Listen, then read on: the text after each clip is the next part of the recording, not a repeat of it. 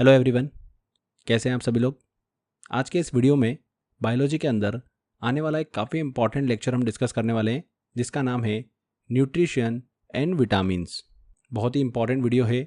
वैसे तो इस टॉपिक को न्यूट्रिशन और विटामिन अलग अलग करके हम पढ़ सकते हैं, बट मैंने कोशिश करी है कि एक ही वीडियो के अंदर मैंने इस टॉपिक को ख़त्म किया है। न्यूट्रिशन वाला टॉपिक मैं अलग कर सकता था, विटामिन वाला टॉपिक अलग कर सकता था, पर थोड़ा सा इनका आपस में अपन को रिलेशन देखने को मिलता है, इसीलिए हमने इसको एक सिंगल वीडियो में ख़त्म किया है।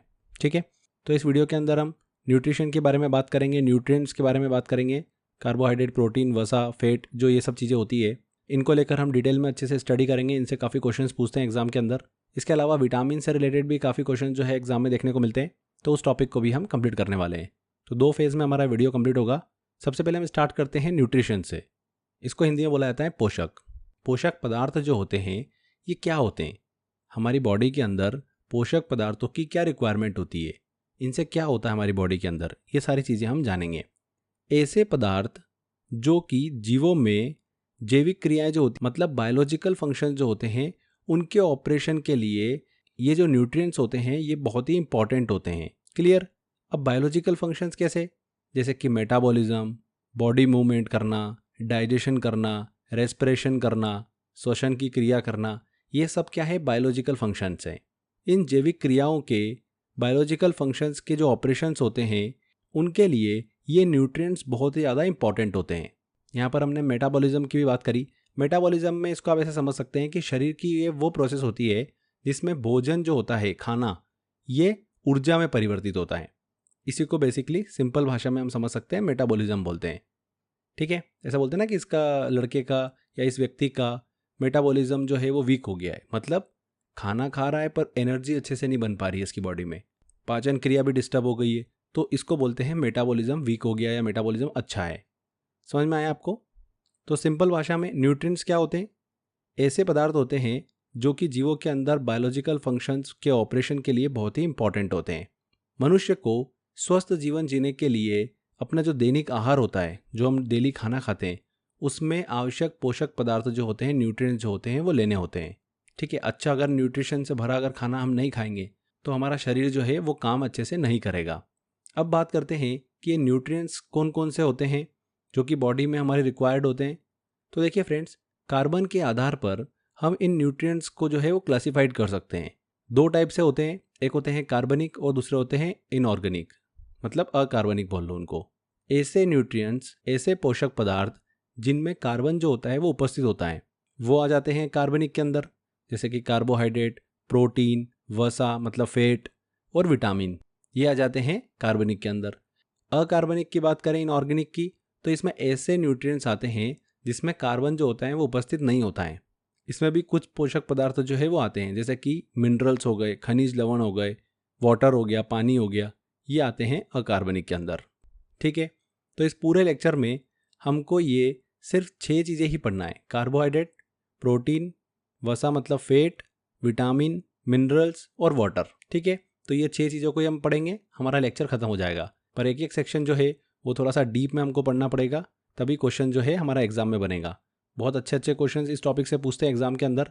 टेस्ट वाले सेक्शन में मैंने तकरीबन आपको 100 से 150 क्वेश्चन दिए इस टॉपिक के, क्योंकि क्वेश्चन ही इतने पूछते हैं एग्जाम में, और बहुत सिंपल सिंपल क्वेश्चन होते हैं।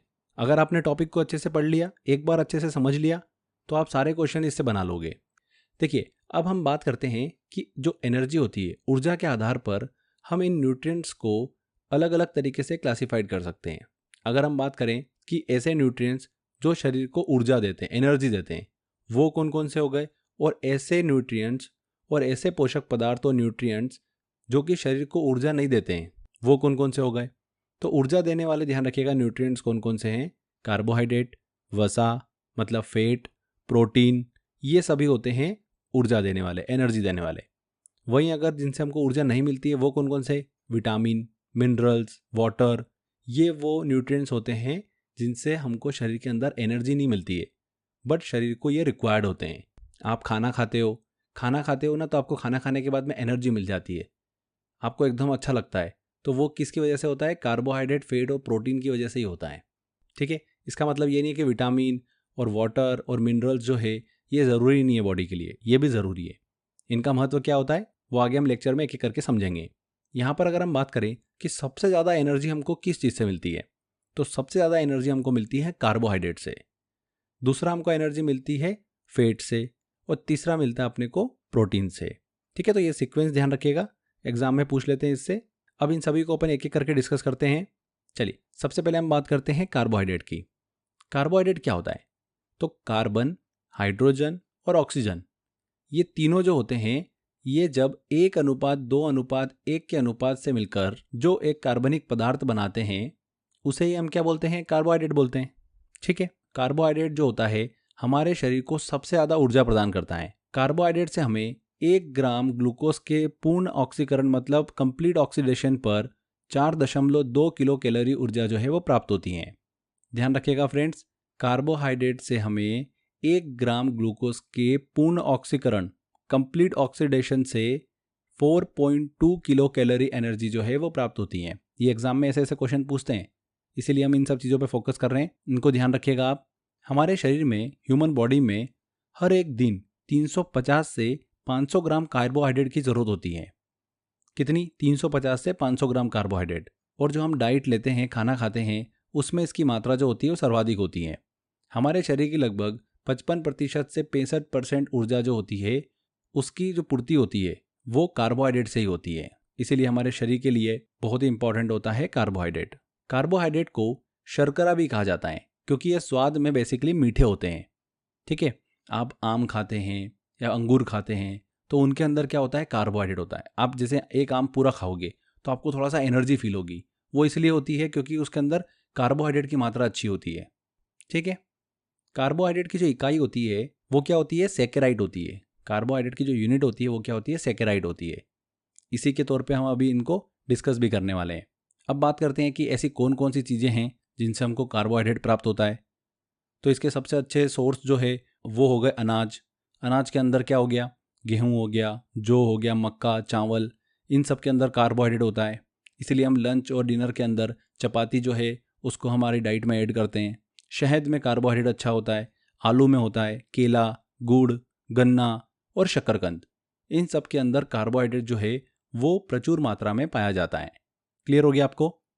चलिए आगे बढ़ते हैं। कार्बोहाइड्रेट के फंक्शंस क्या होते हैं ये समझ लेते हैं। हमने बात करी कि शरीर के अंदर क्या करते हैं? ऊर्जा प्रदान करते हैं। तो ऊर्जा का एक सबसे पहला स्रोत जो होता है, सोर्स होता है, वो कार्बोहाइड्रेट होता है, जिसकी वजह से शरीर में हमको तुरंत एनर्जी जो है वो मिलती है। कार्बोहाइड्रेट जो होता है ये संचित भोजन जो होता है उसका क्या करता है? निर्माण करने का काम करता है, और डीएनए और आरएनए का एक घटक होता है। अब देखिए फ्रेंड्स, हमने बात करी थी कार्बोहाइड्रेट की यूनिट सैकेराइड। तो सैकेराइड के आधार पर कार्बोहाइड्रेट के 3 टाइप हैं। 3 प्रकार से इसको बांट सकते हैं हम: मोनोसैकेराइड, डाइसैकेराइड और पॉलीसैकेराइड। ये भी कार्बोहाइड्रेट ही है, पर अलग अलग टाइप के कार्बोहाइड्रेट है। एक होते हैं मोनोसैकेराइड टाइप के कार्बोहाइड्रेट, एक होते हैं डाइसैकेराइड, और तीसरे होते हैं पॉलीसैकेराइड। ठीक है, तो सबसे पहले अगर आपने मोनोसैकेराइड को समझ लिया तो सारा का सारा आपको कॉन्सेप्ट पूरा क्लियर हो जाएगा। ठीक है, बहुत क्वेश्चन यहाँ से पूछते हैं एग्जाम के अंदर। कैसे क्वेश्चन पूछते हैं वो भी बताऊंगा मैं आपको। तो सबसे पहले मोनोसैकेराइड की बात करते हैं। तो मैं अभी आपको 3 इमेज दिखा रहा हूँ। अभी आप बस वो 3 इमेज अपने दिमाग में छाप लो तो आपको पूरा कॉन्सेप्ट क्लियर हो जाएगा। देखिए, सबसे पहली इमेज क्या है? ग्लूकोज दिख रहा है आपको यहाँ पर। दूसरी इमेज में आपको क्या दिख रहा है? आम दिख रहा है। दिख रहा है ना, एक प्रकार का फ्रूट है। क्लियर? और तीसरी इमेज में आपको क्या दिख रही है? आइसक्रीम दिख रही है। आप सभी आइसक्रीम खाते हैं, पर ठंडी होती है, जैसे ही खाते हैं तो गले में हमको जो होता है वो हल्की सी खराश भी लगती है ना। तो ये 3 चीज़ें अपन ने देखी। पहली चीज़ में ग्लूकोज है, तो अपन ने यहाँ पर ग्लूकोज लिख लिया। दूसरी इमेज में अपन ने क्या देखा? आम देखा। एक प्रकार का फ्रूट है, तो अपन ने क्या लिख लिया? फ्रू, स्टार्टिंग का एक अक्षर लिख लिया बस। और तीसरी इमेज में अपन ने देखा आइसक्रीम। आइसक्रीम खाते हैं अपन तो गले के अंदर हमको हल्की सी खराश होती है, ठंडा ठंडा हम खाते हैं तो अपन ने क्या लिख लिया? गले लिख लिया। गले में खराश होती है तो गले लिख लिया अपन ने। तो ये 3 जो हमने यहाँ पर वर्ड लिखे ना फ्रेंड्स, इसी से हम तीनों मोनोसैकेराइड जो है वो निकाल लेंगे। पहला हो गया ग्लूकोज, दूसरा हो गया फ्रू से बनेगा हमारा फ्रुक्टोज। ये आप कंफ्यूज ना हो इसलिए मैं आपको बता रहा हूँ, क्योंकि आगे आपको क्या होगा ना फ्रेंड्स, सुक्रोज भी आएगा, माल्टोज भी आएगा, लेक्टोज भी आएगा, तो आप बहुत कंफ्यूज हो जाओगे कि कौन सा पॉलीसैकेराइड है, कौन सा मोनोसैकेराइड है, कौन सा डाइसैकेराइड है। इसीलिए हमने सबसे पहले 3 इमेज देखी। ठीक है ना, उसी पे अपन बात कर रहे हैं। तो फ्रू से हमारा बन गया फ्रुक्टोज, और यहाँ पर गले से हमारा बन गया फ्रेंड्स गैलेक्टोज। क्या बन गया? गैलेक्टोज। तो ये हो गए हमारे 3 मोनोसैकेराइड। ये चीज़ आपको क्लियर हो गई। ये जो मोनोसैकेराइड होते हैं ये सबसे सिंपल कार्बोहाइड्रेट होते हैं। ठीक है, अभी हम पढ़ेंगे भी सही इसके बारे में। तो ये हो गए हमारे 3 मोनोसेकेराइड। अब ये मोनोसेकेराइड क्या करते हैं, आपस में मिलकर क्या बना लेते हैं, डाइसेकेराइड बना लेते हैं। तो कैसे बनाते हैं ये भी देख लेते हैं अपन। ध्यान से देखिएगा, तीनों में क्या होगा फ्रेंड्स, तीनों कंडीशन में क्या होगा, ग्लूकोज तो कॉमन हो गई होगा। ग्लूकोज ग्लूकोज के साथ मिलकर कुछ ना कुछ बनाएगा, ग्लूकोज फ्रुक्टोज के साथ मिलकर कुछ ना कुछ बनाएगा, और ग्लूकोज ग्लेक्टोज के साथ मिलकर कुछ ना कुछ बनाएगा। ठीक है, तो यहां पर देखिए ग्लूकोज है, ग्लूकोज के साथ मिलकर क्या बना रहा है, मक्का बना रहा है। ये हमारी ट्रिक है, ठीक है ना। अब एग्जैक्टली में मक्का नहीं बनेगा, आप अगर कभी घर पे एक्सपेरिमेंट करने लग गए तो ऐसा नहीं बनेगा। ये बस हमारी ट्रिक है याद करने के लिए, एग्जाम में हम सही आंसर टिक कर पाएँ उसके लिए बस। तो ग्लूकोज ग्लूकोज से क्या बना फ्रेंड्स, मक्का बना, तो हमने लिख लिया म। ठीक है, फिर एक ग्लूकोज लिया अपन ने और एक लिया अपन ने आम। आम मतलब फ्रुक्टोज, फ्रूट है तो फ्रू से अपन ने फ्रुक्टोज बना लिया। तो एक ग्लूकोज और फ्रुक्टोज ये मिलकर क्या बना रहे हैं फ्रेंड्स, शक्कर बना रहे हैं। ये भी मीठा ये भी मीठा, आपस में इतने मीठे हो गए कि क्या बन गई, शक्कर बन गई। तो अपन ने क्या लिख दिया, श लिख दिया। क्लियर। अब तीसरी कंडीशन, ग्लूकोज ग्लेक्टोज के साथ मिलकर क्या बनाएगा, लैक्टोज बनाएगा। देखिए लैक्टोज हमने डायरेक्टली इसलिए लिख दिया क्योंकि आपको यहाँ पर प्रोनाउंसिएशन जो है वो सिमिलर देखने को मिलेगा। ग्लेक्टोज तो आपको पता ही है कि एक मोनोसेकेराइड है। अब जब भी आप लैक्टोज देखोगे तो देखिए यही एक मात्रा जो है वो सेम प्रोनाउंसिएशन से स्टार्ट होता है। ग्लेक्टोज लैक्टोज एक ही मात्रा से स्टार्ट होता है, ग्लेक्टोज और लैक्टोज। ठीक है ना, बाकी सब जो होंगे वो सुक्रोज माल्टोज ऐसे स्टार्ट होते हैं।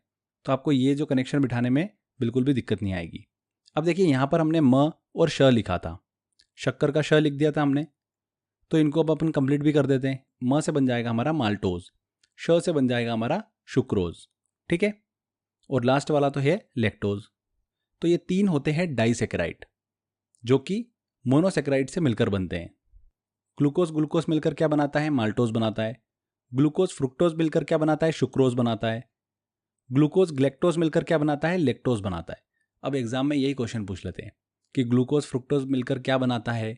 4 ऑप्शन दे देंगे आपको, ग्लेक्टोज दे देंगे, माल्टोज दे देंगे, सुक्रोज दे देंगे और लैक्टोज दे देंगे। तो कितना भयंकर कन्फ्यूजन हो जाएगा ना आपको। तो इसीलिए वो एग्जाम में कन्फ्यूजन ना हो, इसीलिए मैंने आपको डायग्राम से इजीली याद करवा दिया है। यहाँ पर सुक्रोज जो होता है ना, बेसिकली ये चीनी ही होती है जो हम दिनचर्या में यूज़ करते हैं ना, वो क्या होती है, सुक्रोज ही होती है। तो ये आपको क्लियर हो गया। 3 मोनोसेकेराइड ग्लूकोज फ्रुक्टोज और ग्लेक्टोज, 3 डाइसेकेराइड माल्टोज सुक्रोज और लैक्टोज। पॉलीसेकेराइड का नाम जो है वो तो डायरेक्टली आपको बता दूंगा मैं जब हम उसको स्टडी करेंगे। तो अब एक एक करके अपन डिस्कशन करते हैं, इनको डिटेल में पढ़ते हैं। सबसे पहले मोनोसेकेराइड की बात करते हैं। देखिए मोनोसेकेराइड जो होते हैं ये एक या एक से अधिक कार्बन से मिलकर, कार्बन के अणुओं से मिलकर बने होते हैं, मॉलिक्यूल से मिलकर बने होते हैं। बहुत ही सिंपल कार्बोहाइड्रेट होते हैं। मोनोसेकेराइड से ही हम सभी प्रकार के कार्बोहाइड्रेट जो है वो प्राप्त करते हैं। और बेसिकली ये जो होता है, ये जो हमारे डाइजेशन की जो क्रिया होती है, प्रोसेस होती है, उसके सबसे अंतिम स्टेज में हमको ये प्राप्त होता है। कौन, मोनोसेकेराइड। ये क्लियर हो गई। तीनों का नाम ग्लूकोज फ्रुक्टोज और ग्लेक्टोज। ग्लूकोज की बात करें तो ग्लूकोज जो होता है ये शरीर के अंदर हमको तुरंत ऊर्जा जो है वो प्रदान करता है। इसलिए अपन ने बात करी थी अभी स्टार्टिंग में कि 1 ग्राम ग्लूकोज के कंप्लीट ऑक्सीडेशन पर हमको कितनी ऊर्जा मिलती है, 4.2 किलो कैलोरी ऊर्जा जो है वो मिलती है। ठीक है, ग्लूकोज जो होता है इसे शरीर का ईंधन कहा जाता है। क्या कहा जाता है, फ्यूल कहा जाता है। और ग्लूकोज हमको कहाँ कहाँ से मिलता है, अंगूर से मिलता है, अंजीर से मिलता है, मीठे फलों से, और कुछ हमको वनस्पति मतलब प्लांट से भी ये प्राप्त होता है। इसके बाद हम बात करते हैं फ्रुक्टोज की। फ्रुक्टोज जो होता है ये दुनिया की सबसे मीठी प्राकृतिक शर्करा होती है। नेचुरल जो शर्करा होती है सबसे मीठी, वो क्या होती है, फ्रुक्टोज होती है। और ये हमको कहाँ से मिलती है, फलों में मिलती है। फलों में जो मीठापन होता है उसका कारण क्या होता है, फ्रुक्टोज ही होता है। इसको ध्यान रखिएगा फ्रेंड्स, शहद की शर्करा भी कहा जाता है। ये एग्जाम में सीधे क्वेश्चन पूछ लेते हैं, शहद की शर्करा किसे कहते हैं, तो फ्रुक्टोज को कहते हैं। क्लियर। हमको ये जो फ्रुक्टोज होता है ये कहाँ कहाँ से प्राप्त होता है, शहद से होता है, पेड़ों से होता है, बेल का जो फल होता है उससे होता है, फूलों से होता है, जामुन जो होता है उसमें भी फ्रुक्टोज होता है। मैक्सिमम ये जड़ों में और सब्जियों में भी पाया जाता है फ्रुक्टोज। क्लियर। इसके बाद हम बात करते हैं ग्लेक्टोज की। ग्लेक्टोज जो है ना ये भी एक शुगर है, लगभग ग्लूकोज जितनी ही मीठी होती है। दूध के शर्करा के फॉर्मेशन में ये जो होता है ग्लेक्टोज ये बहुत ही हेल्प करता है। इसे मस्तिष्क शर्करा भी कहा जाता है। और ये हमें कहाँ कहाँ से मिलता है, दूध, मक्खन, खट्टी क्रीम जो होती है उसमें, आइसक्रीम और दही से ये प्राप्त होता है ग्लैक्टोज। तो ये क्लियर हुआ ग्लूकोज, फ्रुक्टोज और ग्लैक्टोज। अब बात करते हैं हम डाइसैकेराइड की। तो दो मोनोसैकेराइड आपस में मिलकर क्या बना लेते हैं, डाइसैकेराइड बना लेते हैं। उसी कार्बोहाइड्रेट को हम क्या बोलते हैं, डाइसैकेराइड कार्बोहाइड्रेट बोलते हैं। और 3 डाइसैकेराइड का नाम हमने ट्रिक से याद भी करा था। ग्लूकोज ग्लूकोज मिलकर मक्का बना रहा था, तो म से बनेगा क्या, माल्टोज। ग्लूकोज फ्रुक्टोज से मिलकर क्या बना रहा था, शक्कर बना रहा था, तो क्या बन जाएगा, श से सुक्रोज। और ग्लूकोज ग्लैक्टोज जो है आपस में मिलकर क्या बना रहे थे, लैक्टोज बना रहे थे। तो ये 3 डाइसैकेराइड। तीनों को थोड़ा सा डिटेल में पढ़ते हैं। सुक्रोज जो होता है फ्रेंड्स, इसको आमतौर पर हम टेबल शुगर के रूप में भी जानते हैं। सुक्रोज को गन्ने और गुड़ की शर्करा भी कहते हैं। ये जो होती है ये व्यापारिक शर्करा भी होती है। हम इसको गन्ने, चुकंदर, चीनी, मैपल रस, खजूर, शहद इनसे प्राप्त करते हैं सुक्रोज को। इसके बाद हम माल्टोज की बात करें तो फ्रेंड्स इसे देखिए जौ, ज्वार, मक्का, गेहूं और अंकुरित अनाज की शर्करा भी कहते हैं, क्योंकि यह इसमें ही पाई जाती हैं। किस किस में, मक्का में, गेहूं में, अंकुरित अनाज में, इन्हीं में पाया जाता है माल्टोज। इसे बादाम की शर्करा भी कहा जाता है, किसको, माल्टोज को। शराब के अंदर जो है वो इसी टाइप की डाइसैकेराइड जो है वो पाई जाती हैं, माल्टोज। इसे हम प्राकृतिक रूप से गन्ने से, चुकंदर से, खजूर से, शहद से इनसे प्राप्त करते हैं। इसके बाद हम बात करते हैं लैक्टोज की। तो इसे दूध की शर्करा कहा जाता है। लैक्टोज एक प्रकार की चीनी ही है जो कि प्राकृतिक रूप से दूध और दूध उत्पादक जैसे कि पनीर, आइसक्रीम इनमें पाई जाती हैं। ठीक है, तो सुक्रोज, माल्टोज और लैक्टोज क्लियर हुआ आपको। एग्जाम में ऐसे क्वेश्चन पूछते हैं छोटे छोटे से कि दूध की शर्करा किसे कहा जाता है, किसे कहा जाता है, लैक्टोज को कहा जाता है। इनमें से टेबल शुगर है, कौन सा है, सुक्रोज है। दुनिया की सबसे मीठी प्राकृतिक शर्करा कौन सी होती है, तो फ्रुक्टोज होती है। तो ऐसे क्वेश्चन एग्जाम में पूछे जाते हैं, इसीलिए मैं सब पॉइंट डिस्कस कर रहा हूँ आपसे। सारे के सारे पॉइंट जो है एग्जाम के लिए बिल्कुल रिलेवेंट है, दिमाग में हमको इसको छाप लेना है। आगे बढ़ते हैं, अब बात करते हैं तीसरे टाइप के कार्बोहाइड्रेट की, जो कि है पॉलीसेकेराइड। ऐसे कार्बोहाइड्रेट जिनका फॉर्मेशन कई मोनोसेकेराइड और डाइसेकेराइड के जुड़ने से होता है, उन्हें हम क्या बोलते हैं, पॉलीसेकेराइड बोलते हैं। इनका काम क्या होता है, भोजन को स्टोर करने का काम होता है। और ये जो होते हैं पॉलीसेकेराइड, ये स्वाद में फीके होते हैं। ठीक है, तो ये चीज़ आप दिमाग में रखना कि पॉलीसेकेराइड जो होते हैं वो स्वाद में फीके होते हैं। अब ये पॉलीसेकेराइड कौन कौन से होते हैं, तो ग्लाइकोजन, स्टार्च, सेल्यूलोज, काइटिन और पेक्टिन, ये 5 तरीके के पॉलीसेकेराइड जो है हमको देखने को मिलते हैं। ग्लाइकोजन मनुष्यों और जंतुओं में स्टोर्ड भोजन होता है। इसे शरीर की संचित ऊर्जा या फिर स्टोर्ड एनर्जी भी कहते हैं, किसको, ग्लाइकोजन को। स्टार्च की बात करते हैं तो ये प्लांट में पाया जाता है, गेहूं, चावल, आलू इन सब में ये प्रचुर मात्रा में होता है। कैप्सूल की आपने खोल देखी होगी बाहर की, वो इसी की बनी होती है, स्टार्च की। तो ये चीज़ आप ध्यान रखिएगा, एग्जाम में ऐसे पूछ लेते हैं। सेल्यूलोज की बात करते हैं फ्रेंड्स, तो सेल्यूलोज जो होता है ये ग्लूकोज का एक पॉलीमर होता है, बहुलक होता है, और ये प्लांट में पाया जाता है। प्लांट की जो सेल वॉल होती है, कोशिका भित्ति होती है, वो सेल्यूलोज की ही बनी होती है, किसकी, सेल्यूलोज की। ये भी एग्जाम में क्वेश्चन पूछा गया था। अब मनुष्य की जो आप सेल देखोगे, हमने सेल वाले लेक्चर में डिस्कस किया था कि मनुष्य की जो सेल होती है उसमें कोशिका भित्ति होती ही नहीं है, सेल वॉल होती ही नहीं है। इसीलिए मनुष्य में इसका पाचन जो है वो नहीं होता है। लेकिन जानवर जो होते हैं वो इसका पाचन कर सकते हैं, किसका, सेल्यूलोज का। क्योंकि जानवर की आंत में एक ई कोलाई नामक एक जीवाणु पाया जाता है, कौन सा, ई कोलाई, जो कि सेल्यूलोज के पाचन के लिए एक एंजाइम निकालता है, जिसकी वजह से जानवर जो है वो इसको पचा लेते हैं। मनुष्य जो है वो इसका पाचन नहीं कर पाते हैं। क्लियर। सेल्यूलोज जो होता है ये रेयॉन, कपास, लकड़ी, घास इन सब में पाया जाता है। मनुष्य ये सब चीज़ें नहीं खाता है क्योंकि इनको पचा भी नहीं सकता है। क्लियर हुआ आपको। इसके बाद हम बात करते हैं काइटिन की। बहुत ही इंपॉर्टेंट है, एग्जाम में यहाँ से क्वेश्चन 3-4 बार पूछा जा चुका है। तो जो कवक होता है, फंगस होती है, उन फंगी की जो सेल वॉल होती है, कोशिका भित्ति होती है, वो किसकी बनी होती है, इसी काइटिन की बनी होती है, जो कि एक पॉलीसेकेराइड है। इसके बाद हम बात करते हैं पेक्टिन की। पेक्टिन जो होता है, ध्यान रखिएगा फ्रेंड्स, ये पॉलीसेकेराइड हमको नींबू में देखने को मिलता है। नींबू में पाया जाता है पेक्टिन। ऐसा पूछा जाता है नींबू में कौन सा कार्बोहाइड्रेट पाया जाता है, तो पेक्टिन नामक कार्बोहाइड्रेट जो है वो पाया जाता है, एक प्रकार का पॉलीसेकेराइड। तो ये क्लियर हो गया आपको। आगे देखिए, हम बात करते हैं कि मानव के शरीर में अगर कार्बोहाइड्रेट की कमी हो जाए तो क्या होगा। तो क्या होता है फ्रेंड्स, शरीर में वजन जो है वो कम हो जाएगा। मांसपेशियां जो होती है, मसल्स होती है, उनके अंदर थकान और एक दर्द महसूस होने लगेगा। मनुष्य के अंदर कार्य करने की जो इफ़िशियंसी है वो कम हो जाएगी। अगर कार्बोहाइड्रेट की कमी हो जाएगी तो हमारा शरीर जो है ऊर्जा को उत्पन्न करने के लिए, एनर्जी को लेने के लिए प्रोटीन का यूज़ करने लगेगा, जो कि सही नहीं होगा। अब अगर हम बात करें कि कार्बोहाइड्रेट ज़्यादा हो जाए शरीर में, तब क्या होगा? तब मनुष्य का वजन जो है वो बढ़ने लगेगा और व्यक्ति जो है वो मोटापे की तरफ बढ़ेगा। ठीक है, तो ये चीज़ आपको क्लियर हुई। ये हमने कार्बोहाइड्रेट को अच्छे से डिस्कस किया। आई होप आपको समझ में आ गया होगा।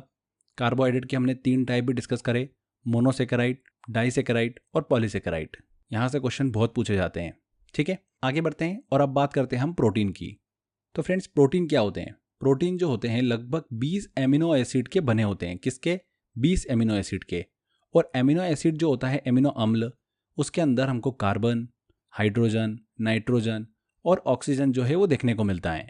इसमें नाइट्रोजन जो है ये प्रोटीन का एक मुख्य घटक होता है, बहुत ही इंपॉर्टेंट पार्ट होता है। शरीर के सभी इंपॉर्टेंट प्रोटीन का फॉर्मेशन जो होता है वो 20 प्रकार के अमीनो अम्ल से ही होता है। ठीक है, अमीनो एसिड जो होता है जिस बॉन्ड के द्वारा जुड़कर प्रोटीन का निर्माण करता है उसे हम क्या बोलते हैं? पेप्टाइड बॉन्ड बोलते हैं। कौन सा? Peptide bond. प्रोटीन शब्द जो है किसके द्वारा दिया गया था? वैज्ञानिक जे बर्जीलियस के द्वारा। ये चीज ध्यान रखिएगा, जे बर्जीलियस ने प्रोटीन शब्द का उपयोग किया था। प्रोटीन जो होता है मानव शरीर में सबसे अंत में हमको एनर्जी जो है वो प्रदान करता है, क्योंकि ये शरीर का ही निर्माणकारी एक पदार्थ होता है। प्रोटीन हमारे शरीर को प्रति ग्राम कितनी ऊर्जा देता है? 4.1 किलो कैलोरी ऊर्जा जो है वो प्रदान करता है। कितनी? 4.1 किलो कैलोरी। और हमारे शरीर को, ह्यूमन बॉडी को हर एक दिन 70 से 100 ग्राम प्रोटीन की आवश्यकता होती है। कितनी? 70 से 100 ग्राम। मानव शरीर का लगभग 15% से लेकर 17% भाग जो होता है वो प्रोटीन का ही बना होता है। प्रोटीन का काम क्या होता है बॉडी के अंदर? प्रोटीन का काम होता है मानव शरीर में जो टिश्यू होते हैं उनका फॉर्मेशन करना, उनकी मरम्मत करना, उनका विकास करना। आपको पता ही होगा कि जो मसल्स होती है ये भी एक प्रकार की टिश्यू है। तो जब आप जिम में जाकर आप प्रैक्टिस करते हो, मेहनत करते हो, तो क्या होता है? मसल ब्रेक होती है, मतलब टिश्यू जो होता है वो ब्रेक होता है। तो उसको मरम्मत करने के लिए फिर आप प्रोटीन खाते हो, एग के थ्रू आप प्रोटीन लेते हो, स्प्राउट जो आप करते हो दालों को, उनके थ्रू आप प्रोटीन लेते हो। तो वो प्रोटीन क्या करता है? आपकी मसल का मरम्मत करने का काम करता है और विकास करने का भी काम करता है। तो ये चीज़ आपको क्लियर हुई। प्रोटीन जो होता है रोग प्रतिरोध क्षमता को भी बढ़ाता है और शरीर की वृद्धि भी करता है। प्रोटीन के अगर हम इंपॉर्टेंट सोर्सेस अगर देखें तो रुपाइरुलिना एक शैवाल होता है जिसमें 65% प्रोटीन जो है वो पाया जाता है। सोयाबीन के अंदर 42%, सभी जो दालें होती है उनमें अप्रॉक्सीमेट 26%, मांस मछली के अंदर 22%, दूध, पनीर, अंडा, इन सब में लगभग 12% जो होता है वो प्रोटीन देखने को मिलता है। तो ये प्रोटीन के कुछ इंपॉर्टेंट सोर्स हैं। अगर आप वेजिटेरियन हैं तो आपको तो सोयाबीन, जो दालें होती है, इन सबको अपने डाइट में अच्छे से शामिल करना चाहिए। ठीक है, चलो आगे बात करते हैं कि अगर हमारी बॉडी के अंदर प्रोटीन की कमी हो जाए तो कौन सा रोग उत्पन्न हो जाता है। ये एग्जाम के अंदर बहुत क्वेश्चन पूछते, इसलिए ध्यान दीजिएगा। अगर वयस्क व्यक्ति में प्रोटीन की कमी हो जाती है तो उसकी वजह से उनकी रोग प्रतिरोध क्षमता जो है वो कमज़ोर हो जाती है। वहीं अगर बच्चों में प्रोटीन की कमी हो जाती है तो उनमें हमको 2 तरीके के रोग देखने को मिलते हैं। एक होता है क्वाशियोरकर रोग और दूसरा होता है मोरास्मस योग। दोनों एग्जाम के अंदर पूछे जा चुके हैं और बार बार पूछते हैं, इसलिए ध्यान रखिएगा। क्वाशियोरकर रोग जो है, ये जो रोग है ये बच्चों में होता है। इस रोग के कारण 5 वर्ष तक के बच्चों में हाथ पैर जो होते हैं वो दुबले पतले हो जाते हैं और उनकी मांसपेशियां जो है वो कमज़ोर हो जाती हैं। और इन बच्चों में हाथ पैर तो दुबले होते हैं पर तोंद जो होती है वो निकल जाती है। ठीक है, तो प्रोटीन की कमी से बच्चों में ये रोग देखने को मिलता है। इसके अलावा मोरास्मस रोग भी देखने को मिलता है, जिसे सूखा रोग भी बोलते हैं। ये बीमारी जो होती है ये मुख्यतः थोड़े से बड़ों बच्चों में होती है, जिसके कारण व्यक्ति का शरीर जो होता है वो सूख जाता है और कुपोषण का एक प्रकार से शिकार हो जाता है। ठीक है, तो ये 2 टाइप के रोग हमने डिस्कस करे, क्वाशियोरकर रोग और मेरास्मस रोग। क्लियर हो गया आपको? इसीलिए 14 वर्ष तक की उम्र के बच्चों के लिए भोजन में जो प्रोटीन होता है वो उनका मुख्य घटक होना चाहिए। अच्छा प्रोटीन युक्त भोजन जो है वो उनको कराना चाहिए। आगे बात करते हैं फ्रेंड्स, कुछ प्रोटीन के सोर्सेस हैं जिनसे एग्जाम के अंदर हमको क्वेश्चन देखने को मिलते हैं। बहुत ही इंपॉर्टेंट टेबल है ये। यहाँ से लगभग जितने भी इन्फॉर्मेशन हम डिस्कस कर रहे हैं सभी से क्वेश्चन जो है वो कहीं ना कहीं पूछा जा चुका है। तो सोर्स और प्रोटीन का नाम आपको दिमाग में रखना है। मनुष्य के रक्त में कौन सा प्रोटीन पाया जाता है? हीमोग्लोबिन नामक प्रोटीन पाया जाता है। इसके अलावा ग्लोब्यूलिन प्रोटीन जो होता है वो भी मनुष्य के रक्त में पाया जाता है। रक्त को जमाने वाला प्रोटीन जो होता है वो कौन सा होता है? प्रोथ्रोम्बिन होता है और फाइब्रोनोजेन। ये दोनों जो होते हैं रक्त को जमाने वाले प्रोटीन होते हैं। दालों में कौन सा प्रोटीन पाया जाता है? एग्जाम में पूछ लेते हैं। तो प्रोलेमिन नामक प्रोटीन जो होता है वो दालों में पाया जाता है। गेहूं में कौन सा प्रोटीन होता है? तो ग्लूटेन और ग्लाइडिन जो होता है ये गेहूं में पाया जाने वाला प्रोटीन है। मक्का में जीन प्रोटीन पाया जाता है। अंडे के अंदर एल्बुमिन प्रोटीन पाया जाता है, वेरी वेरी इंपॉर्टेंट। मनुष्य के बाल, नाखून, त्वचा, उसी तरीके से पक्षियों के नाखून, पंख और जानवरों के सींग, नाखून और खुर में कौन सा प्रोटीन देखने को मिलता है? तो अल्फा केरेटिन नामक प्रोटीन जो है वो देखने को मिलता है। ठीक है। वहीं मकड़ी के जो जाले होते हैं उसमें हमको कौन सा प्रोटीन देखने को मिलता है? तो beta keratin. Alpha keratin protein जो होता है ये मनुष्य के बाल, नाखून, त्वचा में देखने को मिलता है। वहीं मकड़ी के जाले में बीटा केरेटिन प्रोटीन जो है वो देखने को मिलता है। मकड़ी की लार से ये स्त्रावित होता है, बीटा केरेटिन। अब अगर हम दूध की बात करें तो दूध के अंदर कौन सा प्रोटीन पाया जाता है? तो दो तरीके के प्रोटीन पाए जाते हैं, कैरोटीन और केसिन। दूध का पीला भाग जो होता है वो कैरोटीन प्रोटीन के कारण होता है, वहीं दूध का सफ़ेद भाग जो होता है वो केसिन प्रोटीन के कारण होता है। क्लियर? हड्डियों में कौन सा प्रोटीन पाया जाता है? कोलेजन प्रोटीन जो होता है वो हड्डियों में पाया जाता है। कपास में बात करें तो गॉसिपिन प्रोटीन पाया जाता है। और मसल्स के अंदर मतलब पेशियों में एक्टिन और मायोसिन जो प्रोटीन होता है ये पाया जाता है। तो ये हमने इंपॉर्टेंट सोर्स और उनमें जो प्रोटीन पाया जाता है वो डिस्कस किया है। ठीक है। इसमें दूध वाला, अंडे वाला, दालों वाला, मनुष्य के रक्त वाला, ये सब काफ़ी इंपॉर्टेंट है जो कि एग्जाम में पूछे जाते हैं। आगे बात करते हैं प्रोटीन से रिलेटेड कुछ बेसिक इन्फॉर्मेशन है।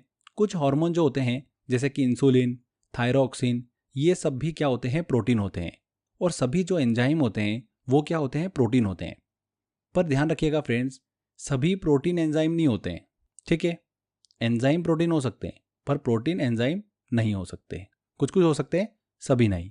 प्रोटीन की प्रचुरता वाले खाद्य पदार्थों में टायरोसिन अमीनो एसिड जो है वो पाया जाता है, जो कि बुढ़ापे में शारीरिक और मानसिक शक्ति जो है वो बनाए रखता है। ध्यान रखिएगा, प्रोटीन की प्रचुरता वाले खाद्य पदार्थों में कौन सा एसिड पाया जाता है? Thyroxine amino acid.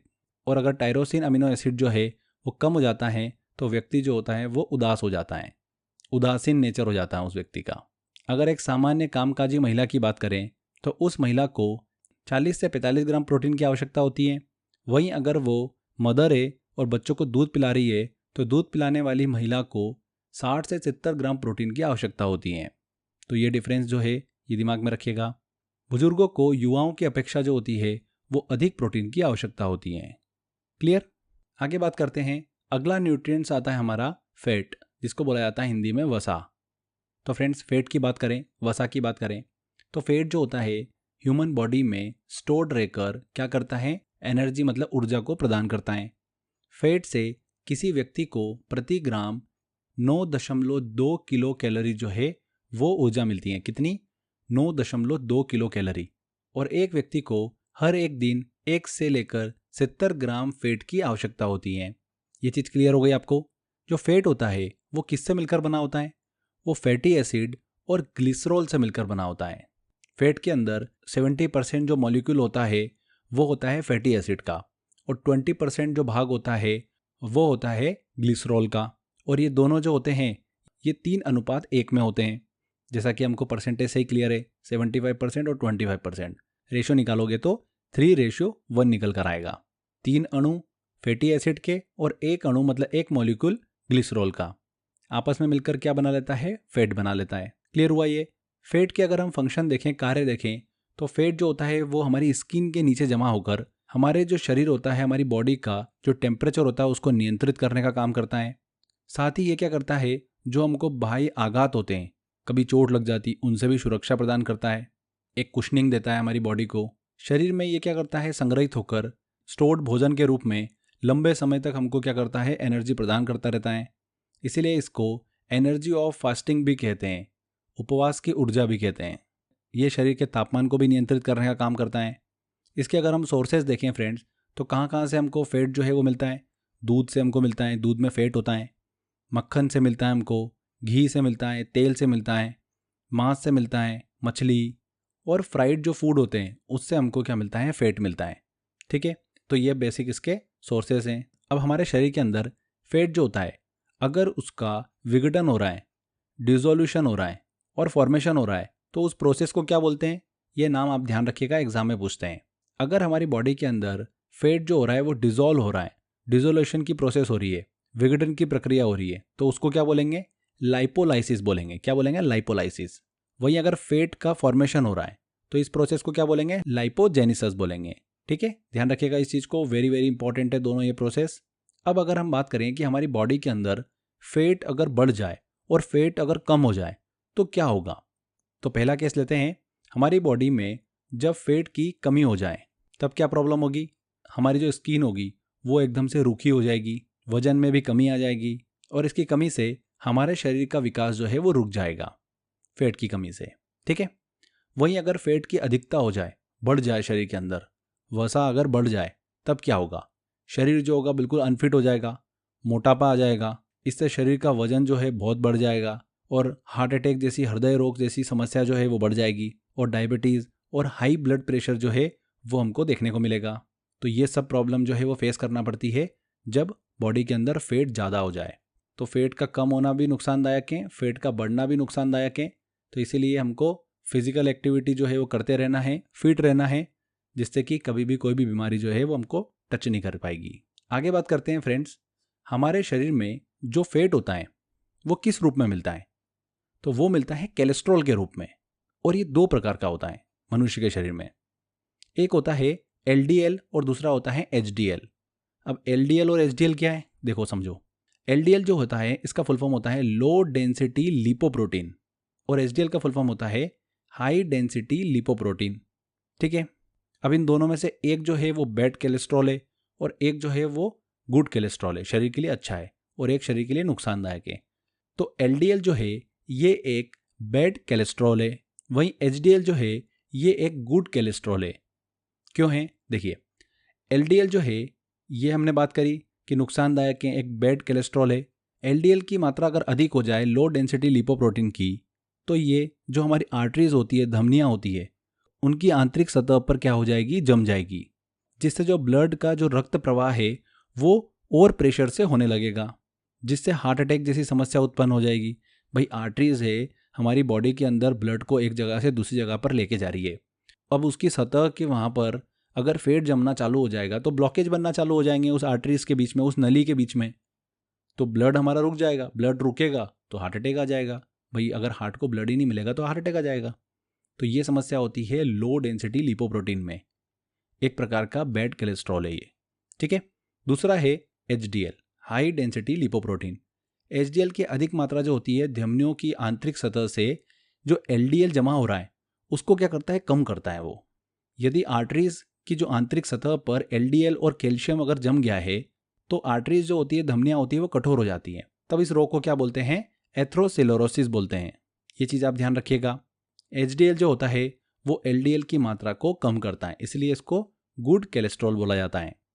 अगर दोनों के सोर्सेस हम देखें तो LDL जो है ये हमको जो डेयरी प्रोडक्ट होते हैं, फिश होता है, मीट होता है, उनसे हमको मिलता है ये। तो ज़्यादा ये खाने से भी नुकसान होता है। HDL की बात करें हम, हाई डेंसिटी लिपोप्रोटीन की, तो इस तरीके का कोलेस्ट्रॉल जो है ये हमको मिलता है रेशेदार भोजन से, अंकुरित अनाज, आटा से, दलिया, सलाद, इनसे हमको मिलता है ये। तो इस तरीके का फूड आपको अपनी डाइट के अंदर शामिल करना चाहिए। ठीक है, समझ में आया आपको?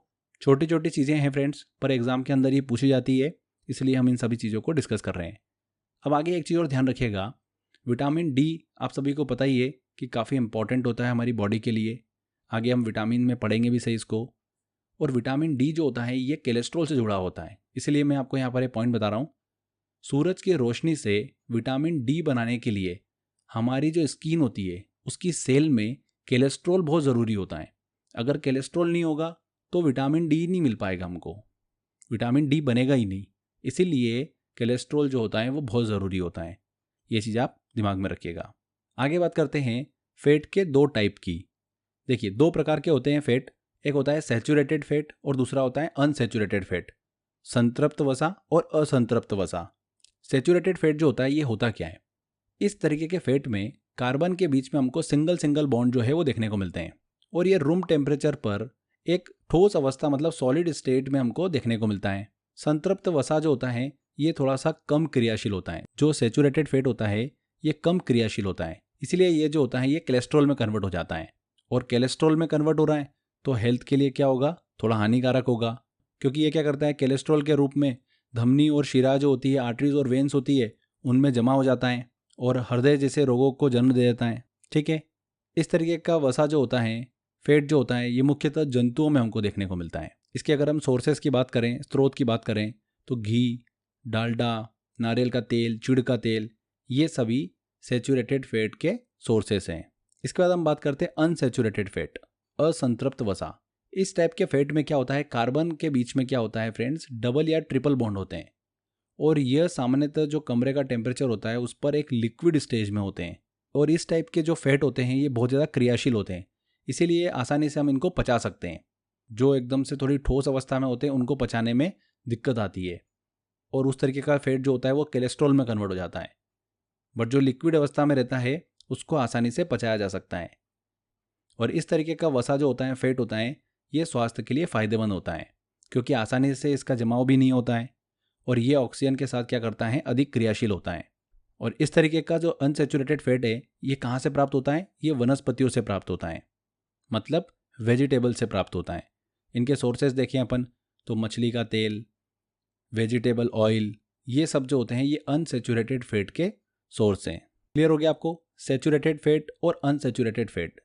सेचुरेटेड फैट जो होता है इसमें कार्बन जो होता है वो सिंगल सिंगल बॉन्ड बनाता है, अनसेचुरेटेड फैट के अंदर डबल और ट्रिपल बॉन्ड बनाता है। सेचुरेटेड फैट जो होता है वो रूम टेम्परेचर पर एक सॉलिड स्टेज में होता है। अनसेचुरेटेड फैट जो होता है वो कमरे के तापमान मतलब रूम टेम्परेचर पर लिक्विड स्टेज में होता है, तरल अवस्था में। सेचुरेटेड फैट के मुकाबले अनसेचुरेटेड फैट जो होता है वो ज़्यादा क्रियाशील होता है और आसानी से पचाया जा सकता है। ठीक है, तो ये कुछ बेसिक अंतर है इनके बीच में जो कि आपको पता होना चाहिए। अब आगे बात करते हैं हाइड्रोजनीकरण की, हाइड्रोजनेशन की। एक रिएक्शन होती है, क्या होता है इसको समझते हैं हम।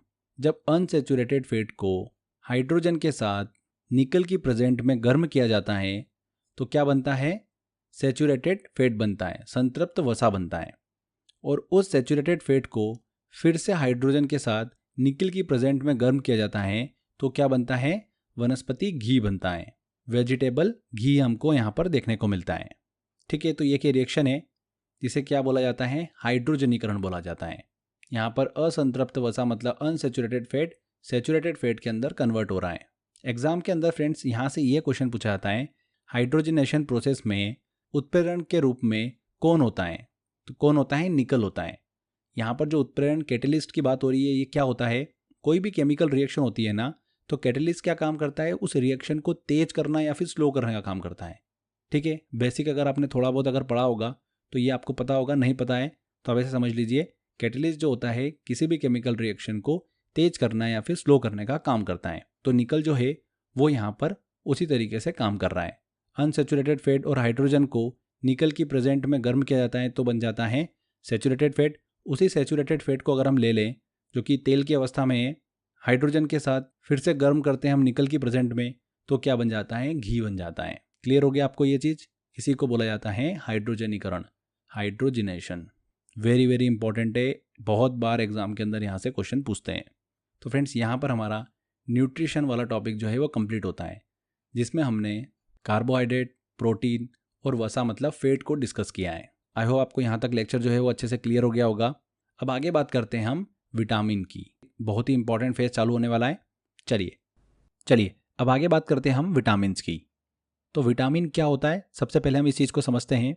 विटामिन जो होते हैं ये बेसिकली क्या होते हैं, केमिकल कंपाउंड होते हैं, कार्बनिक यौगिक होते हैं।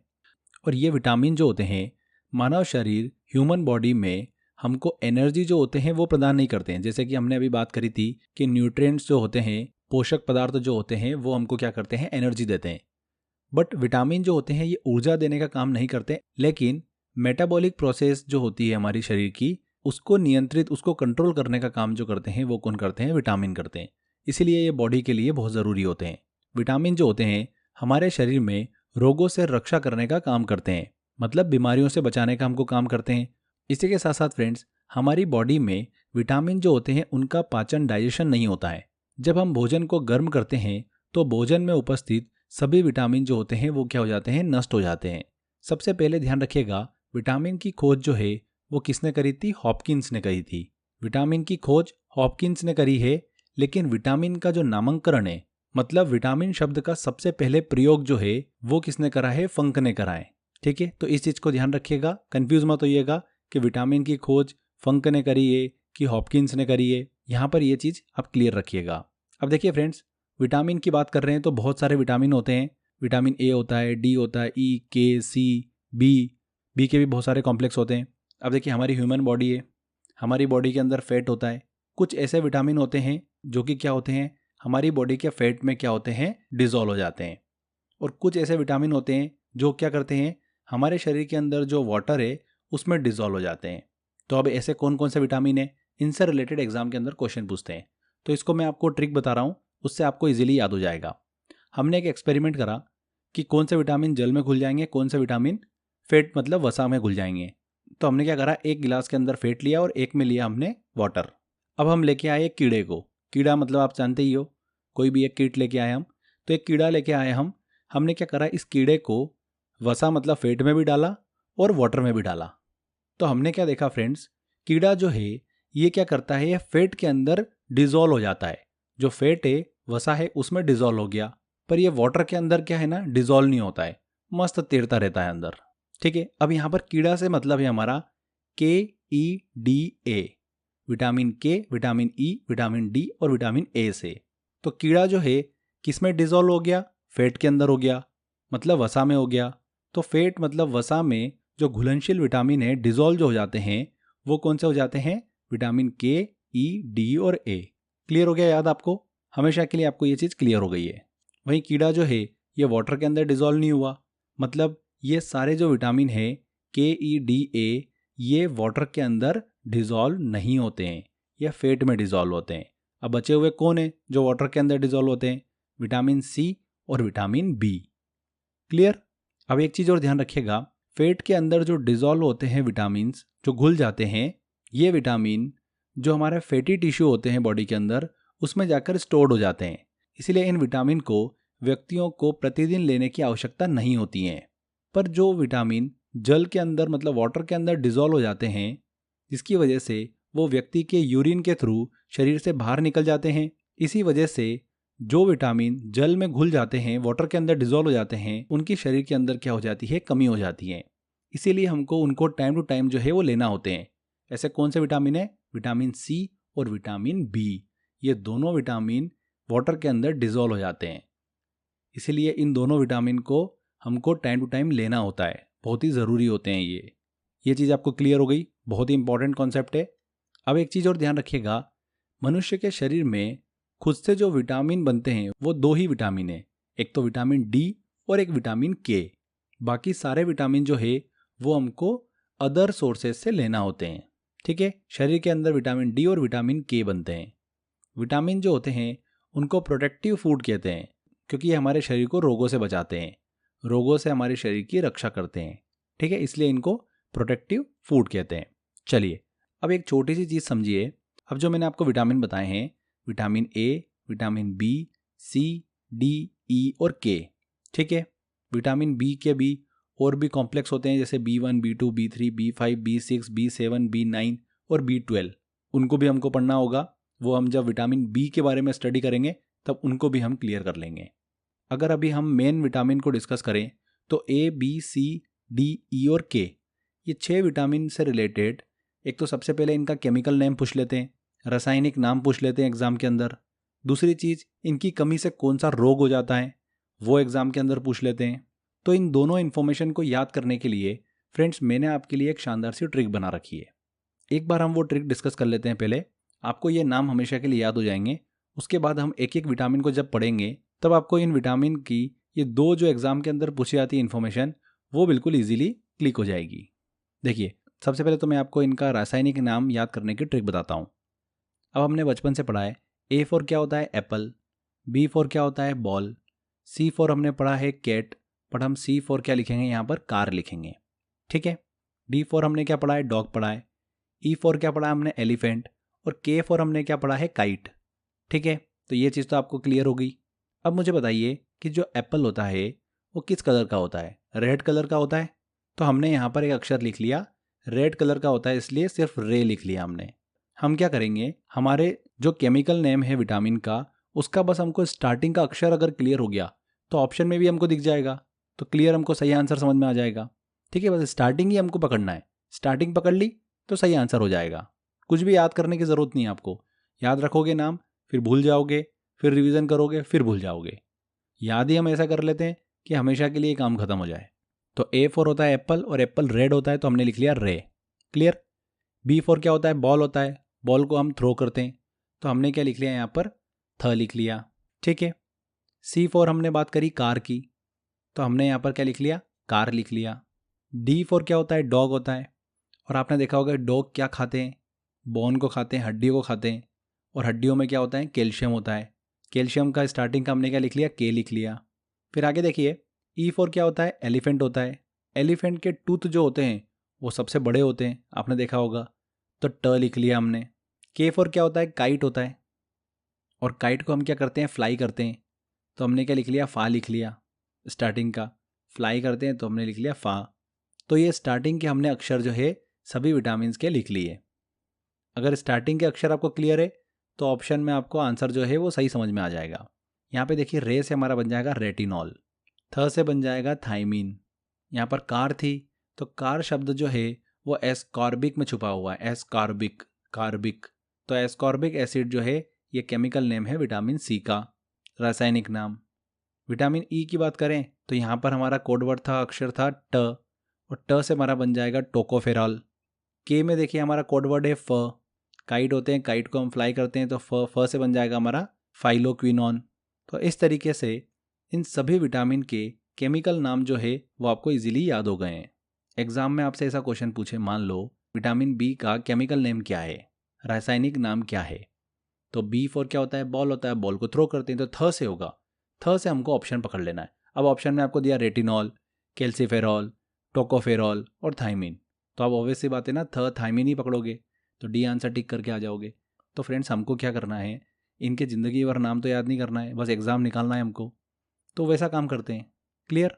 तो इन सभी के केमिकल नेम तो हमको याद हो गए हैं। अब बात आती है कि इन विटामिन की कमी से कौन सा रोग हो जाता है, ये एग्जाम में पूछ लेते हैं। तो बेरी रोग किस विटामिन की कमी से हो जाता है?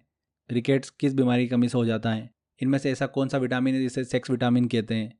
रतौंधी रोग जो है वो किस विटामिन की कमी से होता है? ऐसे एग्जाम के अंदर क्वेश्चन पूछ लेते हैं।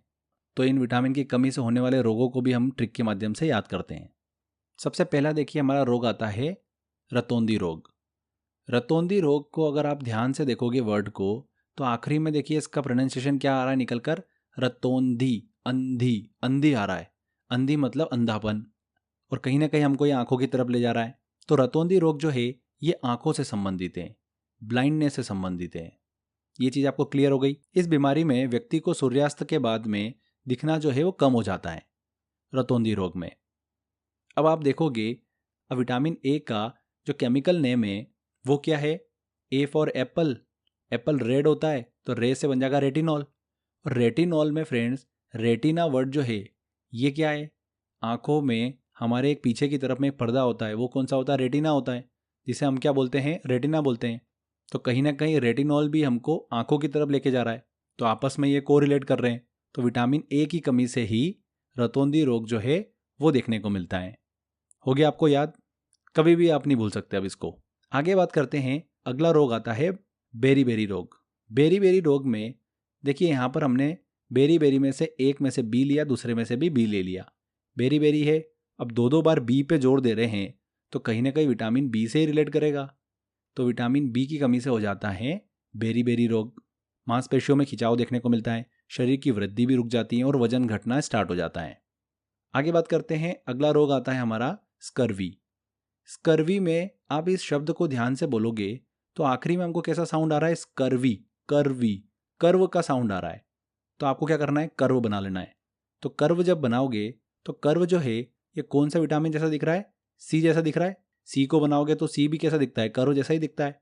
तो ये खुद ही बोल रहा है कि मैं विटामिन सी की कमी से होने वाला रोग हूँ। स्कर्वी में कर्व वर्ड छुपा हुआ है, और कर्व जब बनाओगे तो क्या बनेगा? सी तो बनेगा। तो ये विटामिन सी की कमी से होने वाला रोग है स्कर्वी। अब इसमें क्या होता है? अब देखिए हमारा मुंह जो है वो भी तो सी के शेप में ही दिखाई देता है हमको। आप देखोगे तो सी के शेप में हमको दिखाई देता है। तो कहीं ना कहीं ये मुंह से संबंधित रोग है स्कर्वी रोग। इस रोग में मसूड़ों में सूजन आ जाती है और खून निकलना जो है वो स्टार्ट हो जाता है दांतों में। हमारे मुंह के दांत जो होते हैं वो कमज़ोर हो जाते हैं और मुंह से दुर्गंध भी आने लगती है। तो स्कर्वी रोग मुंह से रिलेटेड है। कर्व साउंड आ रहा है, कर्व बना लोगे तो कैसा दिखेगा, सी जैसा। तो विटामिन सी की कमी से होने वाला रोग है। क्लियर। आगे देखिए, अब हम बात करते हैं किस विटामिन को सेक्स विटामिन के नाम से जाना जाता है। ऐसा एग्जाम के अंदर पूछा जाता है। तो फ्रेंड्स, अगर आप यहाँ पर देखोगे तो सेक्स की स्पेलिंग में सिर्फ एक ही विटामिन जो है वो हमको देखने को मिल रहा है। देखिए, एस से कोई विटामिन होता है क्या? नहीं होता है। एक्स से होता है क्या? नहीं होता है। ई से विटामिन ई जो है वो हमको देखने को मिलता ही है। तो विटामिन ई को ही सेक्स विटामिन कहा जाता है। देखिए, ये वर्ड खुद ही अपने आप में बता रहा है कि मैं किस विटामिन से संबंधित हूँ। ठीक है, यौन शक्ति, सेक्सुअल पोटेंसी, फर्टिलिटी, नपुंसकता, इम्पोर्टेंस, ये सभी जो है इस विटामिन से ही रिलेट करते हैं। ठीक है, इसीलिए इस विटामिन को सेक्स विटामिन के नाम से जाना जाता है। क्लियर। ये वाला क्वेश्चन बहुत ही इंपॉर्टेंट और बहुत बार एग्जाम में पूछा भी गया है। याद हो गया, अब कभी भी आपका क्वेश्चन ये गलत नहीं होगा। आगे बात करते हैं, ऐसी कौन सी बीमारी है जिसमें रक्त का थक्का नहीं बनता है। अब भैया, रक्त का थक्का अगर नहीं बनेगा, मान लो आपको चोट लगी और वहाँ पर ब्लड क्लॉटिंग नहीं हुई, तो खून बहता जाएगा। खून बहता जाएगा तो क्या होगा? मर जाएंगे, सारा खून निकल जाएगा। तो रक्त का थक्का तो बनना ज़रूरी है, ब्लड क्लॉटिंग होना बहुत ज़रूरी है शरीर के अंदर। तो रक्त का थक्का अगर नहीं बन रहा है तो इंसान मर सकता है। तो मर वर्ड ढूंढ लेना किसी भी बीमारी के अंदर, जिसमें दिख जाए वही इसका सही आंसर होगा। तो हीमारेजी, यहाँ पर देखिए, हीमारेजी में मर वर्ड जो है वो आपको बीच में छुपा हुआ दिख रहा है। तो ये वो बीमारी है जिसमें रक्त का थक्का जो है वो नहीं बनता है। वैसे तो सामान्य जो शरीर होता है मनुष्य का, उसमें रक्त का थक्का जो है वो बन जाता है। इसीलिए इस विटामिन की कोई कमी जो है वो हमको नहीं देखने को मिलती है। अब बात आती है कि हीमारेजी बीमारी या रक्त का थक्का नहीं बनना किस विटामिन की कमी की वजह से होता है। वो विटामिन भी तो देखना पड़ेगा ना हमको। तो वो विटामिन कौन सा होगा? देखिए, यहाँ पर रक्त की बात कर रहे हैं, मतलब खून की बात कर रहे हैं। तो खून की बात कर रहे हैं तो खून को लिख लो, KHOON, खून लिख लिया आपने। तो विटामिन के की बात कर रहे हैं, स्टार्टिंग का ले लो। तो ऐसे हमको एक रिलेशन बनाने पड़ेंगे फ्रेंड्स, जिसकी वजह से हम सही आंसर एग्जाम के अंदर टिक कर पाएँ। अगर आप इस तरीके से याद रखोगे तो एग्जाम में आपका 100% क्वेश्चन बिल्कुल सही होगा, कभी भी आपको कन्फ्यूजन नहीं होगा। मान लो आप अदर सब्जेक्ट पढ़ रहे हो और ये विटामिन वाला टॉपिक रिवाइज नहीं कर पाए एग्जाम टाइम में, तो कम से कम ये ट्रिक्स जो मैं आपको बता रहा हूँ ये आपकी एग्जाम में वहाँ पर काम आ जाएगी। कैसे काम आएगी? एग्जाम में ऐसे पूछा, रक्त का थक्का नहीं बनना किस विटामिन से संबंधित है। तो रक्त की बात हो रही है, खून की बात हो रही है, तो खून में के से स्टार्ट हो रहा है तो के ले लेना, तो विटामिन के। विटामिन के का रासायनिक नाम क्या है ऐसा पूछ ले, तो के फॉर क्या होता है? काइट, और काइट फ्लाई करती है तो फ से होगा फिलोक्विनोन। तो इस तरीके से हमको आंसर जो है वो सही टिक करना है बस। क्लियर हो गया आपको ये? लास्ट में बचता है रिकेट्स रोग। रिकेट्स रोग जो है किस विटामिन की कमी की वजह से होता है? तो ये तो इतना फेमस है, वैसे भी आपको पता ही होगा कि रिकेट्स में क्या होता है, जो हड्डियाँ होती है वो कमज़ोर हो जाती हैं। और ये रोग जो होता है बेसिकली बच्चों में देखने को मिलता है। इस रोग से बच्चों की हड्डियाँ जो है वो कमज़ोर हो जाती हैं। और हड्डियों से रिलेटेड अगर वयस्कों में हम बात करें तो ऑस्टियोमलेसिया रोग जो है वो हमको वयस्क में देखने को मिलता है, जिसमें उनकी हड्डियाँ जो है वो नरम और लचीली हो जाती हैं। और हड्डी से रिलेटेड एकमात्र विटामिन है वो है विटामिन डी। इसीलिए आपको बोलते भी हैं कि आप अच्छे से धूप लो, जिससे आपकी हड्डियाँ जो है वो मजबूत होगी। तो विटामिन डी के बारे में तो जनरली हम सभी को पता ही होता है, तो इसीलिए इसको तो हमको इतना एकदम से याद रखने की भी ज़रूरत नहीं है।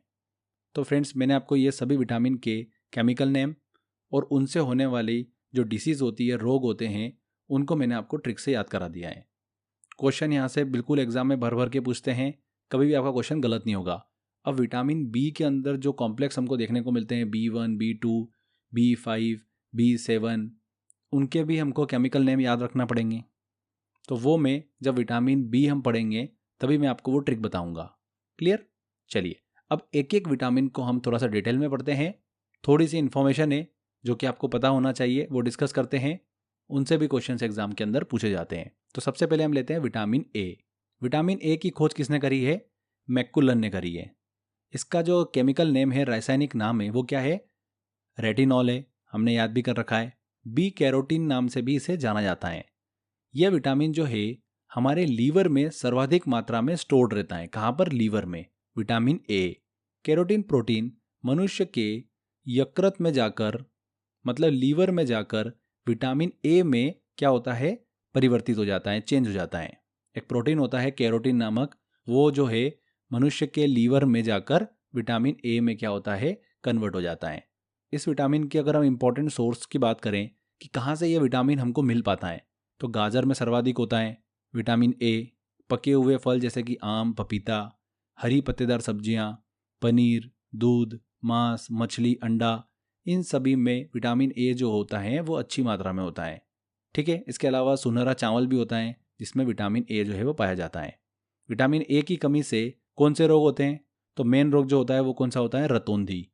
इसके अलावा भी 2 और रोग होते हैं जो कि आपको पता होना चाहिए, जीरोपैथेलमिया और किरेटोमलेशिया। ये 3 रोग हैं, रतौंधी, जीरोपैथेलमिया, किरेटोमलेशिया। ठीक है, ये 3 रोग हमको देखने को मिलते हैं विटामिन ए की कमी से। रतौंधी में जैसा कि मैंने आपको बताया था, इस बीमारी में व्यक्ति को सूर्यास्त के बाद दिखना जो है वो कम हो जाता है। रतौंधी को नेफ्टापीनिया के नाम से भी जाना जाता है, ध्यान रखिएगा इस चीज़ को भी। जीरोपैथेलमिया की बात करें तो इस रोग में जो आंखें होती है वो ड्राई हो जाती हैं, जिसके कारण आंखों से आंसू जो है वो सूख जाते हैं। कभी एग्जाम में ऐसा क्वेश्चन आ जाए, जीरोपैथेलमिया में हमको क्या संकेत देखने को मिलते हैं, तो क्या देखने को मिलते हैं, देखिए जीरो जो है, अगर एग्जाम में 0 नंबर आ जाएंगे तो हम खूब सारा रोएंगे तो हमारी आंखें कैसे हो जाएगी, ड्राई हो जाएगी। तो उससे आप याद रख सकते हो, इस रोग में आंखें जो है वो ड्राई हो जाती हैं, आंखों से आंसू जो है वो सूख जाते हैं। ठीक है, इसके बाद आता है किरेटोमलेशिया। इस रोग में त्वचा जो होती है वो शुष्क हो जाती है, मतलब ड्राई हो जाती हैं। इस रोग के कारण बच्चों के कॉर्निया जो होता है उसका आकार जो है वो परिवर्तित हो जाता है। कॉर्निया क्या होता है, आपकी आंख की एक बहुत ही महत्वपूर्ण सुरक्षात्मक परत होती है, एक लेयर होती है, तो उसका आकार जो है वो चेंज हो जाता है, जिसके कारण आंख में प्रकाश जो होता है, लाइट जो होता है वो प्रवेश नहीं कर पाता है। ठीक है, तो ये चीज़ क्लियर हो गई आपको। ये 3 बीमारियां हमको विटामिन ए की कमी से देखने को मिलती हैं। आगे बात करते हैं, अगला विटामिन आता है हमारा विटामिन सी। विटामिन बी को हम सबसे आखिरी में पढ़ेंगे। विटामिन सी की बात कर रहे हैं तो विटामिन सी की खोज किसने करी है, ये ध्यान रखिएगा, एग्जाम में पूछा गया था। हॉलकट ने विटामिन सी की खोज करी थी। इसको कैसे याद रखोगे, एक ट्रिक बता रहा हूँ, बहुत ही आसानी से आपको याद हो जाएगा। देखिए एक हॉल है, हॉल मतलब कैसा होता है, गोला होता है। अगर आप इसको कट कर दोगे, होल को कट कर दो, तो क्या बन गया, सी बन गया। तो विटामिन सी की खोज ही तो करी है होलकट ने। तो इस तरीके से आप इसको याद रख सकते हो, कभी भी नहीं भूलोगे आप। इसका रासायनिक नाम जो है वो क्या है, केमिकल नेम एस्कॉर्बिक अम्ल है, एस्कॉर्बिक एसिड। इसके अलावा इस विटामिन को घाव भरने वाला विटामिन भी बोलते हैं, एंटी कॉर्सिनेजेनिया के नाम से भी जाना जाता है, क्योंकि यह विटामिन जो है कैंसर के उपचार में भी मदद करता है। यह विटामिन आरबीसी जो होती है, लाल रक्त कणिका, रेड ब्लड सेल जो होती है, उसका निर्माण करने का काम करता है। विटामिन सी जो होता है पीले फल, मिर्ची और उटनी के दूध में प्रचुर मात्रा में पाया जाता है। इंपॉर्टेंट अगर सोर्सेज देखें हम तो आंवले में सर्वाधिक होता है। खट्टे फल जैसे कि सिट्रिक फ्रूट होते हैं उनमें विटामिन सी अच्छा होता है, जैसे कि नींबू, संतरा, इमली, अमरूद, नारंगी, पपीता, इन सभी फ्रूट्स के अंदर विटामिन सी जो है वो प्रचुर मात्रा में पाया जाता है। ये चीज़ आप ध्यान रखिएगा कि विटामिन सी जो है ये अंडा, दूध, अनाज और मांस में नहीं पाया जाता है। हमने पढ़ा भी था स्टार्टिंग में कि विटामिन सी जो है वो पानी में घुलनशील होता है, डिजोल्व हो जाता है वाटर के अंदर, इसीलिए ये विटामिन जो है यूरिन के साथ हमारे शरीर से बाहर निकल जाता है। ठीक है, इसलिए टाइम टू टाइम हमको विटामिन सी जो है वो लेना रहता है। विटामिन सी के बारे में एक चीज़ ध्यान रखिएगा कि विटामिन को अगर गर्म किया जाए तो सबसे पहले जो विटामिन नष्ट होगा वो कौन सा है, विटामिन सी ही है। एक स्वस्थ व्यक्ति को प्रतिदिन 60 से 70 ग्राम विटामिन सी की आवश्यकता होती है। एक रोग होता है पायरिया, उसमें व्यक्ति को अत्यधिक मात्रा में प्रतिदिन विटामिन सी जो होता है वो लेना होता है। किसमें, पायरिया वाले रोग में। ठीक है, विटामिन सी की कमी से कौन सा रोग हो जाता है, स्कर्वी हो जाता है, एनीमिया हो जाता है, ये चीज़ आप ध्यान रखिएगा। स्कर्वी रोग की बात करें तो इस रोग में मसूड़ों में सूजन आ जाती हैं, खून बहना स्टार्ट हो जाता है, दांत कमज़ोर हो जाते हैं और मुंह से दुर्गंध आने लगती हैं। एनीमिया की बात करें तो इस बीमारी में जो आरबीसी होती है, रेड ब्लड सेल, उसकी संख्या जो है वो कम हो जाती है। जैसा कि अभी हमने पढ़ा भी है कि विटामिन सी जो होता है वो आरबीसी का निर्माण करने में हेल्प करता है। अब सी की कमी हो जाएगी तो कहीं ना कहीं आरबीसी की संख्या जो है वो भी कम होगी, जिसकी वजह से एनीमिया रोग जो है वो देखने को मिलता है। एनीमिया रोग की वजह से जो शरीर में घाव लगते हैं उसको भरने में देरी होती है।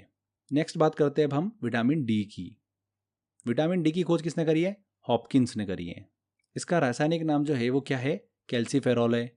इसको धूप का विटामिन भी कहते हैं और ये विटामिन जो है एक प्रकार से हार्मोन की तरह ही काम करता है, इसीलिए इसको हार्मोन विटामिन के नाम से भी जाना जाता है, विटामिन डी को।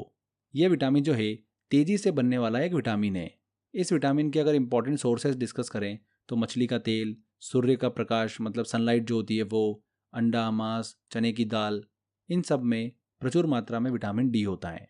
मनुष्य के शरीर में जो कोलेस्ट्रॉल होता है वो सूर्य की अल्ट्रावायलेट किरणों के साथ में क्रिया करता है, रिएक्शन करता है और विटामिन डी का निर्माण करता है।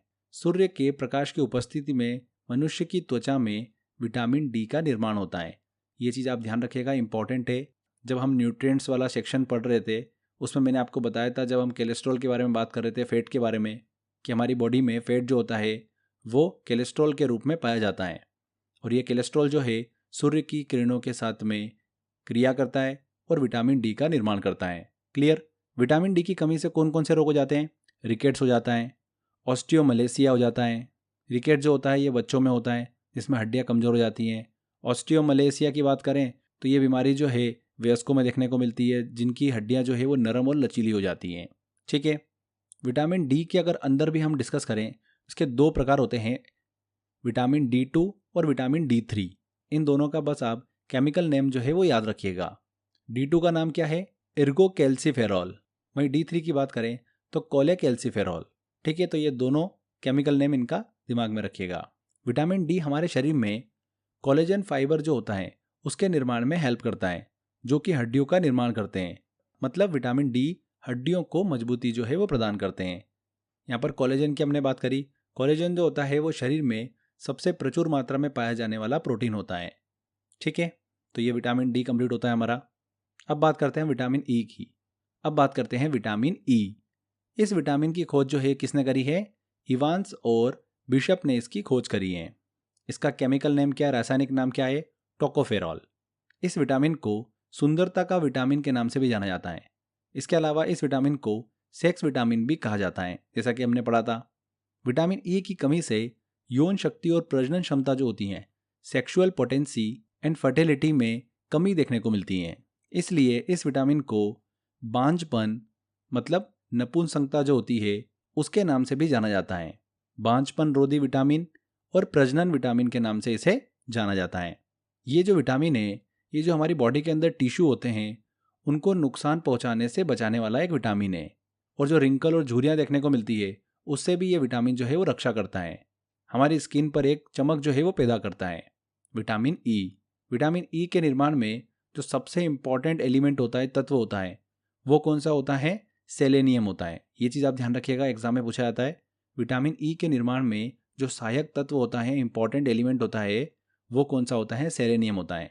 इस विटामिन के मुख्य सोर्स की बात करें तो सोयाबीन से हमको अच्छी मात्रा में विटामिन ई प्राप्त होता है। अंकुरित अनाज, तेलीय बीज जैसे कि बादाम, मूंगफली, अरंडी, सरसों, नारियल पानी, इन सब से हमको विटामिन ई जो है वो अच्छी मात्रा में प्राप्त होता है। विटामिन ई की कमी से कौन कौन से रोग हो जाते हैं? महिलाओं में बांझपन जो है वो देखने को मिलता है, मतलब इनफर्टिलिटी हमको देखने को मिलती है वुमेन्स के अंदर। गर्भधारण जो होता है उसको करने में सक्षम जो है वो नहीं हो पाना, इसी को परिभाषित करता है इनफर्टिलिटी। पुरुषों में इम्पोर्टेंस का प्रभाव आ जाता है, नपुंसकता का प्रभाव आ जाता है, उम्र से पहले बुढ़ापा आने लगता है इस विटामिन की कमी से, और इसी के साथ साथ जनन क्षमता मतलब फर्टिलिटी में भी कमी हो जाती है इस विटामिन की कमी से। ठीक है, तो ये क्लियर हो गया आपको विटामिन ई। इसके बाद हम बात करते हैं विटामिन के की। विटामिन के जो है इसका देखिए केमिकल नेम क्या है?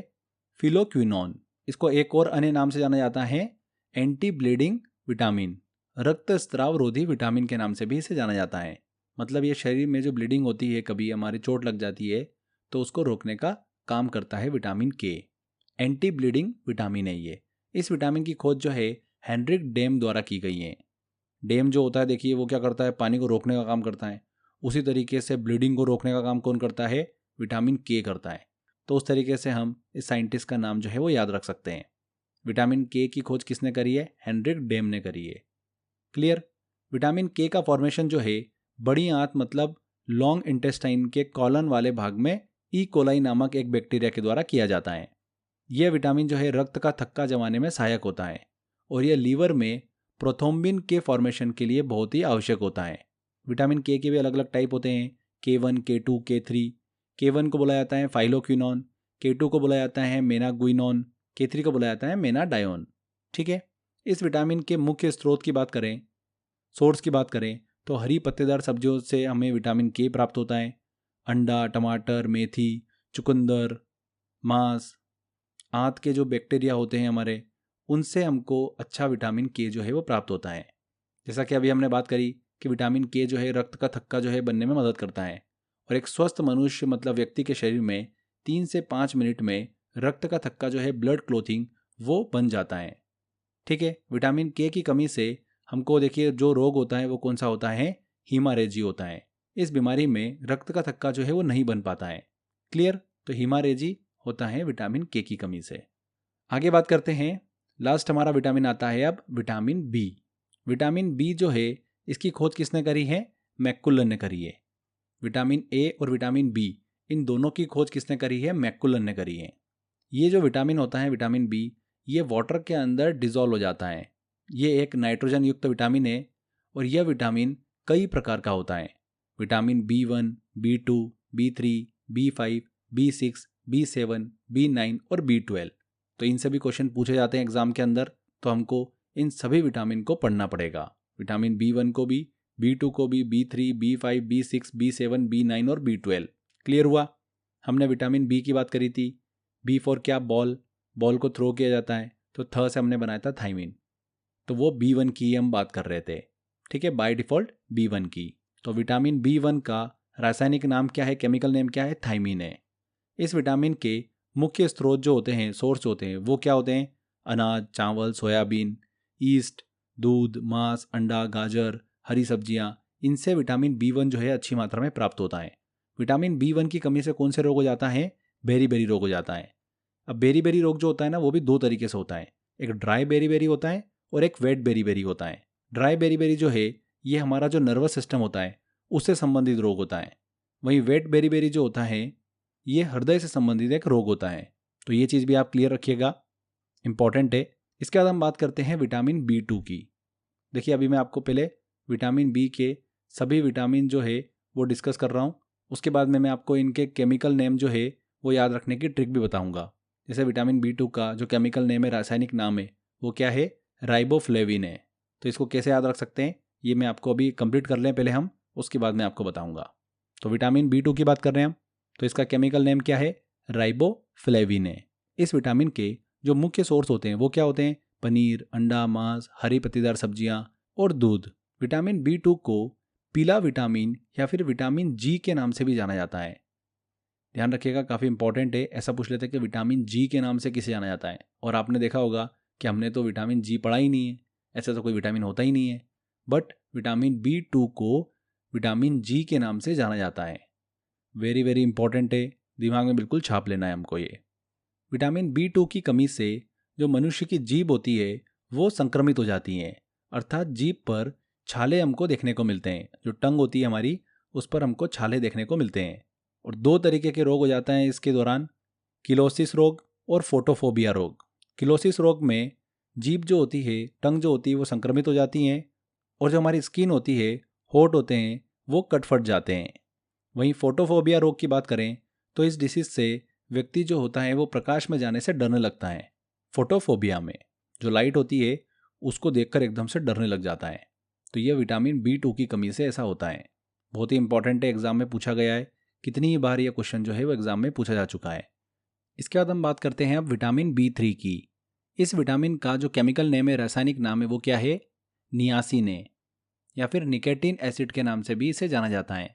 इस विटामिन के जो इंपॉर्टेंट सोर्स हैं वो क्या है, दूध, मांस, मछली, अंडा, मटर, हरी पत्तेदार सब्जियां, इन सभी से विटामिन B3 जो है वो अच्छी मात्रा में प्राप्त होता है। विटामिन B3 की कमी से कौन सा रोग हो जाता है, ध्यान रखिएगा, पेलाग्रा रोग हो जाता है। इसे 4D सिंड्रोम भी कहते हैं। पेलाग्रा की बात करें कि ये किस तरीके का रोग होता है, किससे संबंधित होता है, तो ये रोग मस्तिष्क से संबंधित होता है। इसमें मानसिक विकास जो है वो रुक जाता है। 4D सिंड्रोम इसे कहा जाता है क्योंकि इसमें 4 बीमारियां जो है वो देखने को मिलती हैं। डायरिया हो जाता है जिसके दौरान दस्त लग जाती है, डिमेंशिया हो जाता है, इसमें मानसिक विकृति जो है मंद बुद्धि जैसी स्थिति जो है वो देखने को मिल जाती है। डर्मेंटिटिस हमको देखने को मिलता है, जिसमें त्वचा में सूजन और खुजली होने लगती हैं। और चौथी कंडीशन होती है डेथ की। सबसे एंड की सिचुएशन होती है जिसमें इस बीमारी के चलते व्यक्ति की मृत्यु हो जाती है। इसलिए इस बीमारी को 4D सिंड्रोम भी कहा जाता है, पेलाग्रा को। ठीक है, ये चीज़ ध्यान रखिएगा कि मस्तिष्क से संबंधित रोग हैं। ऐसा पूछ लेते हैं एग्जाम में, इसमें से ऐसा कौन सा रोग है जो मस्तिष्क से संबंधित है? कौन सा है? पेलाग्रा है। किस विटामिन की कमी से होता है? विटामिन B3 की कमी से होता है। ये भी ध्यान रखिएगा कि पेलाग्रा को 4D सिंड्रोम भी कहते हैं। ये चीज़ क्लियर हो गई। चलिए अब आगे बात करते हैं विटामिन B5 की। इस विटामिन का जो केमिकल नेम है वो क्या है? पेंटोथेनिक एसिड है, पेंटोथेसिन अम्ल हैं। इस विटामिन के जो इंपॉर्टेंट सोर्स हैं वो क्या है? अंडा है, मांस है, मूंगफली, टमाटर, दूध, सब्जियां, इनसे विटामिन B5 जो है वो अच्छी मात्रा में प्राप्त होता है। B5 की कमी से हमको कौन से रोग देखने को मिलते हैं? बालों से संबंधित हमको रोग देखने को मिलते हैं। बालों का सफ़ेद हो जाना, गंजापन होना, इसके अलावा थकान, उल्टी, अनिद्रा का होना, इस तरीके के रोग जो है हमको देखने को मिलते हैं। बालों से संबंधित है, ये चीज़ दिमाग में रखना है, विटामिन B5। इसके अलावा ये चीज़ भी ध्यान रखिएगा, बर्निंग फिट सिंड्रोम के नाम से भी इस विटामिन को जाना जाता है। इस विटामिन की कमी से पैर के तलवों में जलन होने लगती है। ठीक है, ऐसा पूछ लेते हैं एग्जाम के अंदर कि इनमें से किस विटामिन की कमी से पैर के तलवों में जलन होने लगती है, या फिर बर्निंग फिट सिंड्रोम जो है वो किस विटामिन की कमी से होता है? तो किस विटामिन की कमी से होता है? Vitamin B5। क्लियर हुआ आपको? विटामिन B6 की बात करते हैं। इस विटामिन का जो केमिकल नेम है वो क्या है? पायरिडॉक्सिन है। इस विटामिन के जो इंपॉर्टेंट सोर्स हैं वो है हरे पत्तेदार सब्जियां, दूध, मांस, पपीता, अनार, मछली, बादाम, अंडा, खमीर, इनसे विटामिन B6 अच्छी मात्रा में प्राप्त होता है। ये विटामिन जो है सपनों को लंबे समय तक याद रखने में मदद करता है। ये RBC के फॉर्मेशन में भी मदद करता है। विटामिन B6 की कमी से अलग अलग तरीके के रोग हमको देखने को मिलते हैं। कमजोरी हो जाती है बॉडी में, चिड़चिड़ापन देखने को मिलता है, डिप्रेशन हमको देखने को मिलता है, स्ट्रेस बढ़ जाता है, गुस्सा आता है, क्रोध हो जाता है, लेजी हो जाता है व्यक्ति। तो ये सभी विटामिन B6 की कमी से होता है। इस विटामिन की कमी से शुरुआत में एनीमिया होता है, क्योंकि ऑक्सीजन जो होती है वो सेल्स के पास में अच्छी तरीके से हमारी बॉडी में नहीं पहुंच पाती है। ठीक है, तो विटामिन B6 क्लियर हुआ, इसका केमिकल नेम पायरिडॉक्सिन। नेक्स्ट बात करते हैं हम विटामिन B7 की। देखिए, B7 की बात कर रहे हैं 7 नंबर की। तो एक चीज़ ध्यान रखिए, ऐसा कौन सा क्रिकेटर है जो 7 नंबर की जर्सी पहनता है? कौन है वो? आप सभी को पता भी होगा, MS धोनी है। ठीक है भैया, धोनी की आपको सबसे अच्छी चीज़ क्या लगती है? उनका हेलीकॉप्टर शॉट लगता है ना, हेलीकॉप्टर शॉट। तो हेलीकॉप्टर शॉट में हमने क्या लिख लिया? आगे का H लिख लिया, हेलीकॉप्टर का H लिख लिया हमने।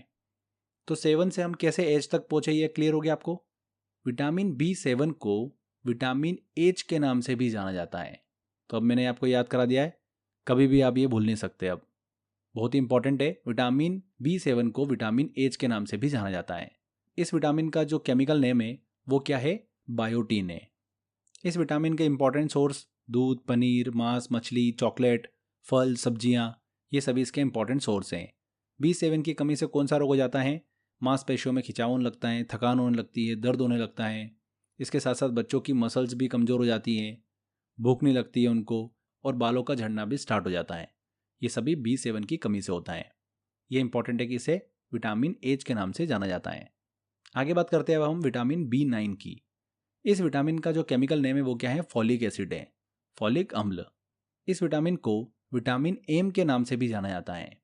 देखिए, विटामिन G, विटामिन H और विटामिन M, ये हमारे कॉन्टेक्स्ट से हट के हमको सुनने को मिल रहे हैं। विटामिन H तो मैंने आपको ट्रिक से याद करा दिया, हेलीकॉप्टर शॉट, धोनी, 7 नंबर हो गया याद।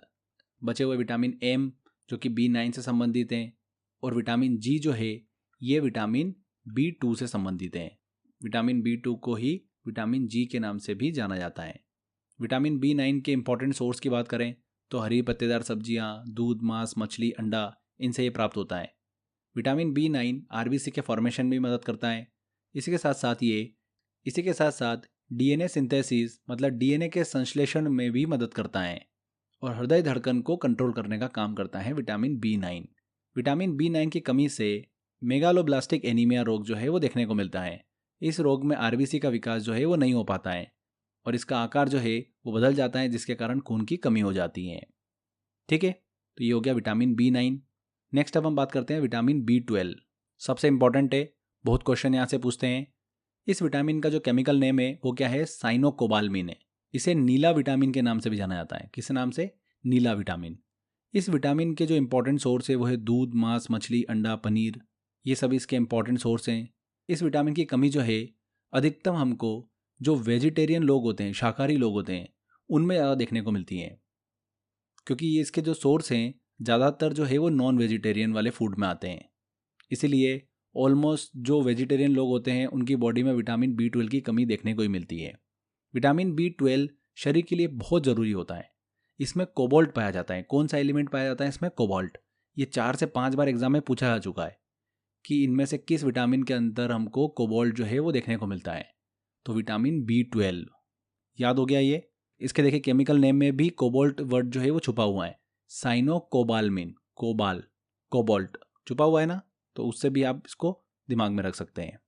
ये विटामिन जो होता है रेड ब्लड सेल के फॉर्मेशन में भी हेल्प करता है। यह विटामिन लार्ज इंटेस्टाइन, बड़ी आंत में सूक्ष्म जीवाणु जो होते हैं, बहुत ही छोटे छोटे बैक्टीरिया होते हैं, उनके द्वारा बनता है। और यह विटामिन बारिश के पानी में भी पाया जाता है। Vitamin B12। विटामिन B12 की कमी से कौन सा रोग हो जाता है? परनीसियस एनीमिया नामक रोग जो है वो देखने को मिलता है। इस रोग की वजह से शरीर में हीमोग्लोबिन की मात्रा जो है वो कम हो जाती है और शरीर में रक्त की कमी देखने को मिलती है। इसे घातक अल्परक्तता रोग भी कहते हैं। क्लियर हुआ ये B12 हमने डिस्कस किया। सबसे इंपॉर्टेंट, इसमें कोबाल्ट जो है वो पाया जाता है और उसका रासायनिक नाम क्या है? साइनोकोबाल्मिन। अब मैं आपको विटामिन B के जो हमने अभी कॉम्प्लेक्स डिस्कस करें, विटामिन B1, B2, B3, इनके रासायनिक नाम जो है वो ट्रिक से याद कर रहा हूँ। उससे पहले एक छोटी सी इन्फॉर्मेशन है, वो हम जल्दी से कवर कर लेते हैं, फिर ट्रिक की तरफ चलेंगे। देखिए, अब इसके अलावा कुछ ऐसे और विटामिन है जो कि सच्चे विटामिन नहीं है, पर उनको विटामिन बोला जाता है, तो उनको भी देख लेते हैं हम। जैसे आते हैं विटामिन B15। इस विटामिन का जो रासायनिक नाम है वो क्या है? पेंगामिक एसिड है। इसके अलावा विटामिन B17, इस विटामिन का जो केमिकल नेम है वो क्या है? एमिगडोलिन। बहुत ही इंपॉर्टेंट है ये। आपने अक्सर एप्पल जो है वो खाया होगा, सेवफल, उसमें सेवफल में आपने देखा होगा कि अंदर हमको बीज देखने को मिलते हैं। सेवफल के बीज में एमिगडोलिन नामक एक एलिमेंट जो है वो पाया जाता है, जिसे खाने से इंसान की मृत्यु भी हो सकती है। सेब के जो बीज होते हैं, सेवफल के बीज होते हैं, एमिगडोलिन नामक एक तत्व जो पाया जाता है, जब ये तत्व इंसान के पाचन संबंधी एंजाइम के संपर्क में आता है तो साइनाइड रिलीज करने लगता है, और साइनाइड एक जहर का काम करता है।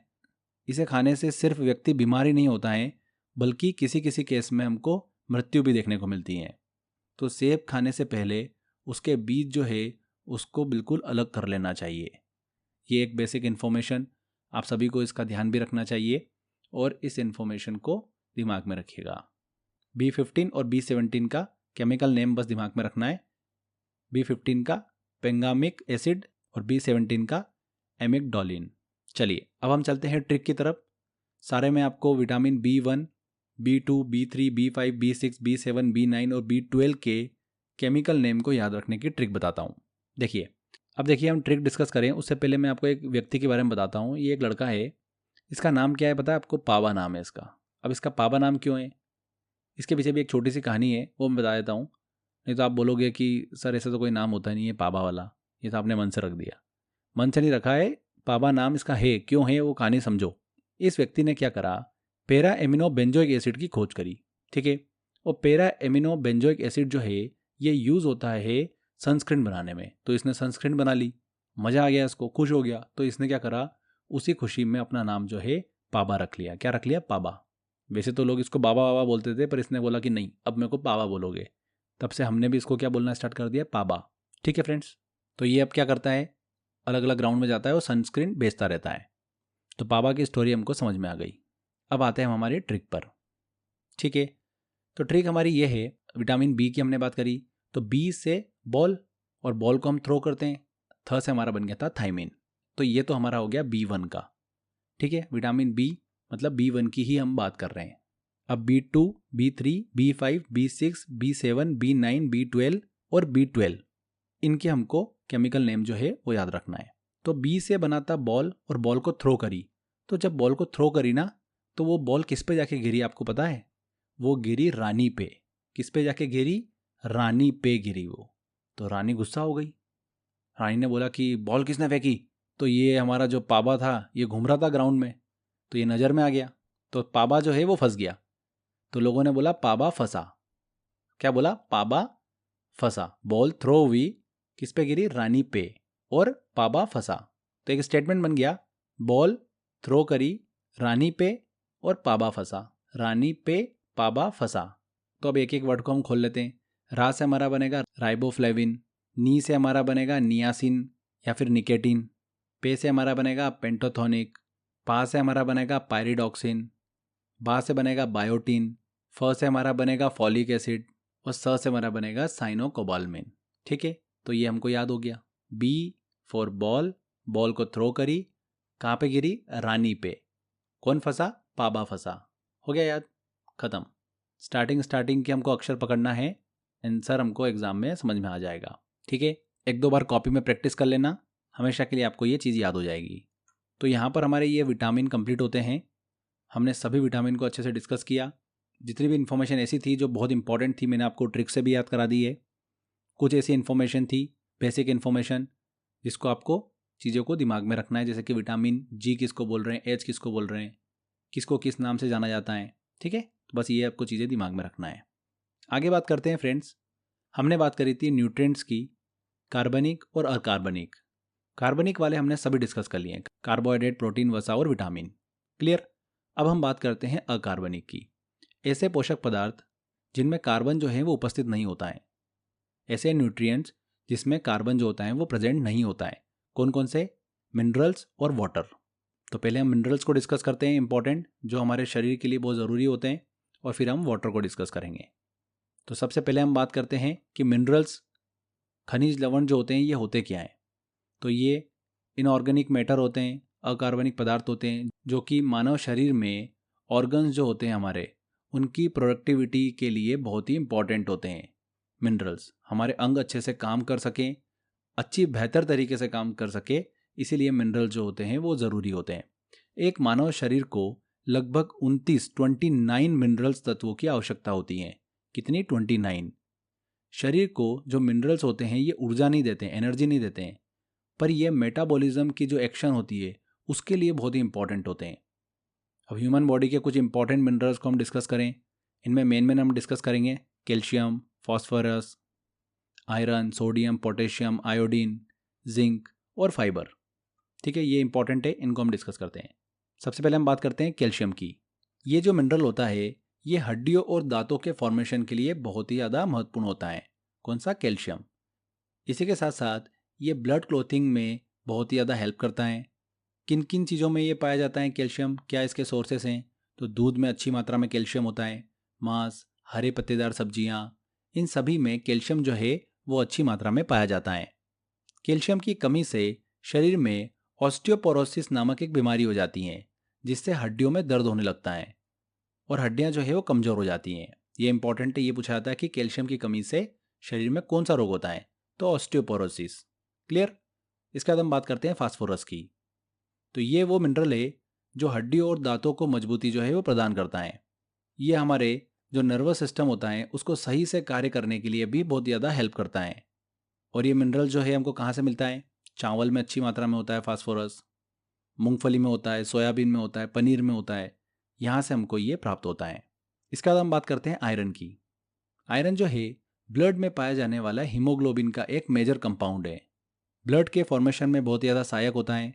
आयरन जो होता है हमको मेथी, पालक, करौंदे, अमरूद, अंगूर, इन सब चीज़ों से प्राप्त होता है। इस मिनरल की कमी से एनीमिया नामक रोग जो है वो देखने को मिलता है। अब देखिए, एक बहुत ही इंटरेस्टिंग चीज़ मैं आपको बताता हूँ।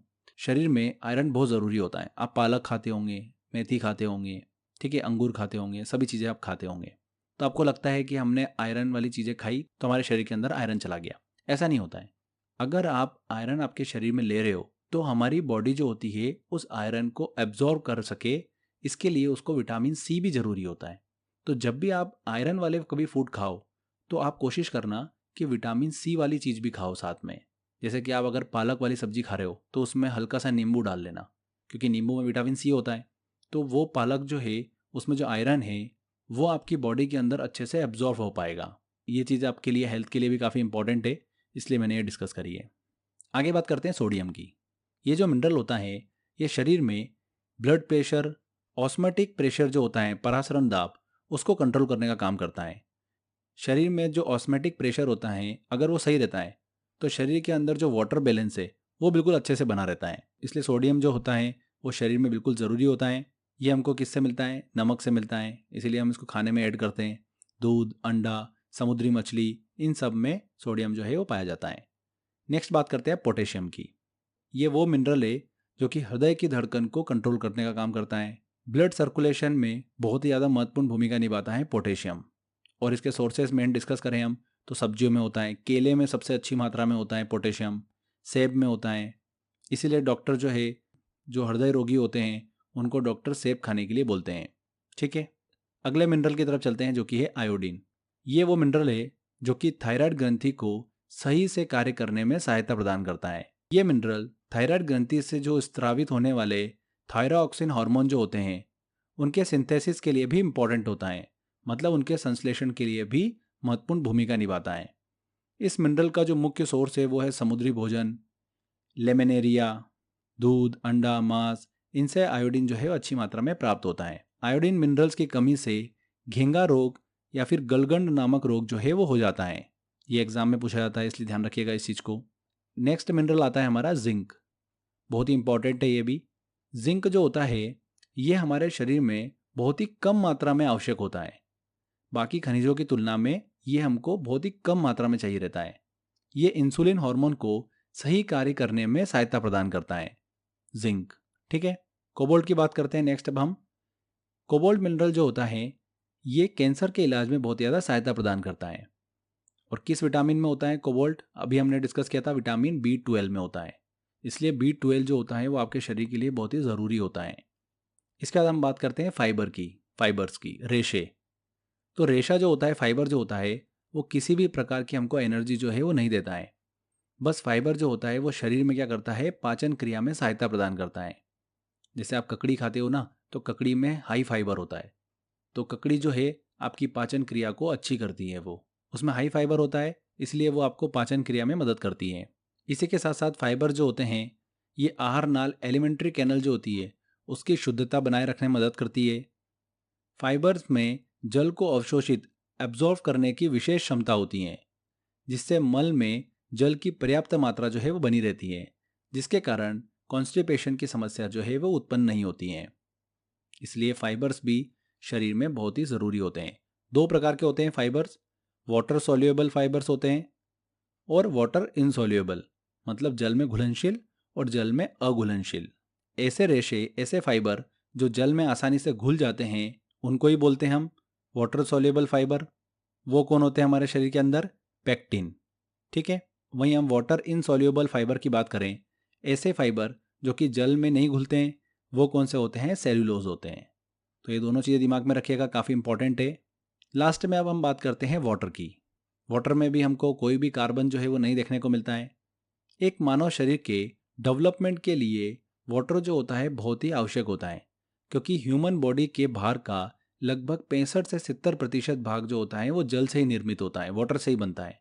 वाटर जो होता है हमारे शरीर के तापमान, टेम्परेचर को नियंत्रित करने का काम करता है। वाटर भोजन में उपस्थित न्यूट्रिएंट्स जो होते हैं उनके अवशोषण में भी सहायता प्रदान करता है।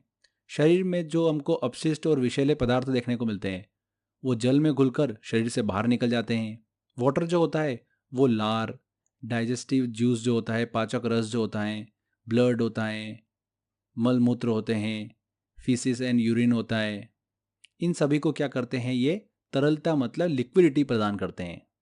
एक सामान्य व्यक्ति को हर दिन 5 से 6 गिलास पानी जो है वो पीना चाहिए। ठीक है, उसके लिए 5 से 6 गिलास आवश्यक होते हैं। 6 माह तक के जो शिशु होते हैं उनको जल जो है वो नहीं पिलाया जाता है, क्योंकि उनके शरीर में जल की जो पूर्ति होती है वो माँ के दूध के द्वारा ही पूर्ण होती है। क्लियर? तो यहाँ पर फ्रेंड्स हमारा ये टॉपिक कंप्लीट होता है, न्यूट्रिएंट्स एंड विटामिन। अच्छे से हमने पूरा टॉपिक डिस्कस किया है। ये जितनी भी इन्फॉर्मेशन थी एग्जाम रिलेवेंट, मैंने आपसे सारी चीज़ें डिस्कस करी, कोई भी फालतू चीज़ हमने डिस्कस नहीं करी है। बहुत ही इंपॉर्टेंट कंटेंट है ये वाला।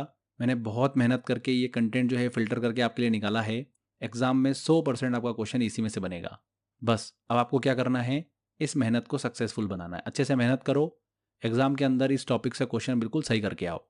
अब बारी है फ्रेंड्स आपके टेस्ट की। मैंने टेस्ट वाले सेक्शन में इस टॉपिक के MCQ दे रखे हैं, लगभग 150 के आसपास क्वेश्चन है। वो सारे क्वेश्चंस आप लगाइएगा, अच्छे से लगाइएगा, क्वेश्चन आपका उसी में से फंसेगा।